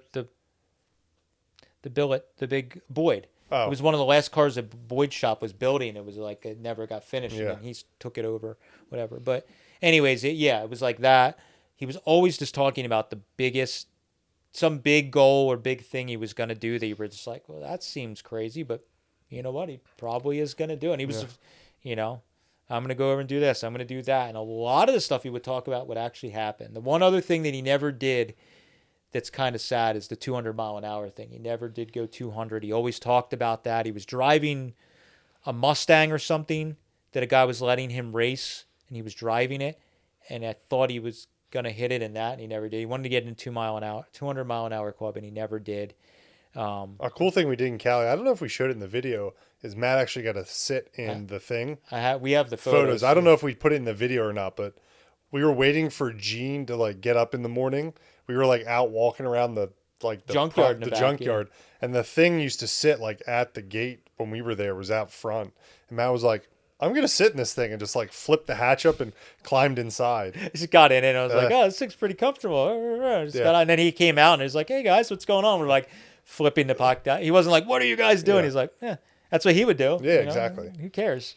So it was just the next big thing, keeping moving. So we do that a lot. It was like before I bought the mill, literally for years I was talking about, man, I would love to buy the mill. I'd love to buy the mill.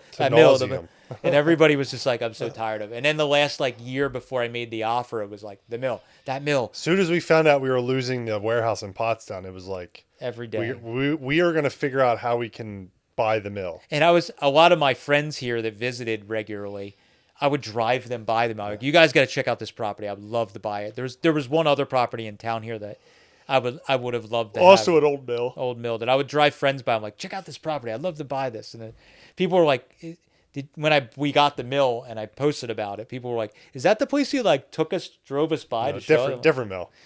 I drove people by that one too. So yeah. And then the last thing is just try and be the coolest motherfucker in the room anytime you go somewhere. Because that guy was, I don't try to, you don't, not fake, but just. He wasn't trying. No, just try and be the best you can be. But he was the coolest motherfucker. So live with some, have some self-respect and just think you're the shit. Definitely. So that was 3 hours of us rambling. Yeah, and if you have any funny Winfield stories, because everyone has, like, I'd say almost everyone in the old hot rod world has met or had an experience with Gene. If you have any funny stories from any experience with Winfield that is politically correct or nothing too crazy, but leave a comment down below. It's cool to see how many people Gene has interacted with, influenced, that kind of stuff. So I would think almost anybody in the hot rodding, street rodding, custom world has probably been. He's been to like every show. I mean, everywhere in the world, basically. He was going to that one time he broke his back in Sweden. He was in Japan a bunch. Yeah, he was all over the place. He was always going all over. If you have any Winfield memories, leave them down below. I should put a post up when this comes out on Facebook, so people can interact and post photos and stuff as well. Yeah, but we finally did it. So sorry it was totally rambling and whatever, but that's just that's a snippet into all of the stuff. I'm sure there's more that I would forget. Yeah. But, we appreciate it. So just what would Wendy do? Yeah. Try and do that within reason. Thanks, guys. We appreciate it. We'll talk to you later. Thanks. See you.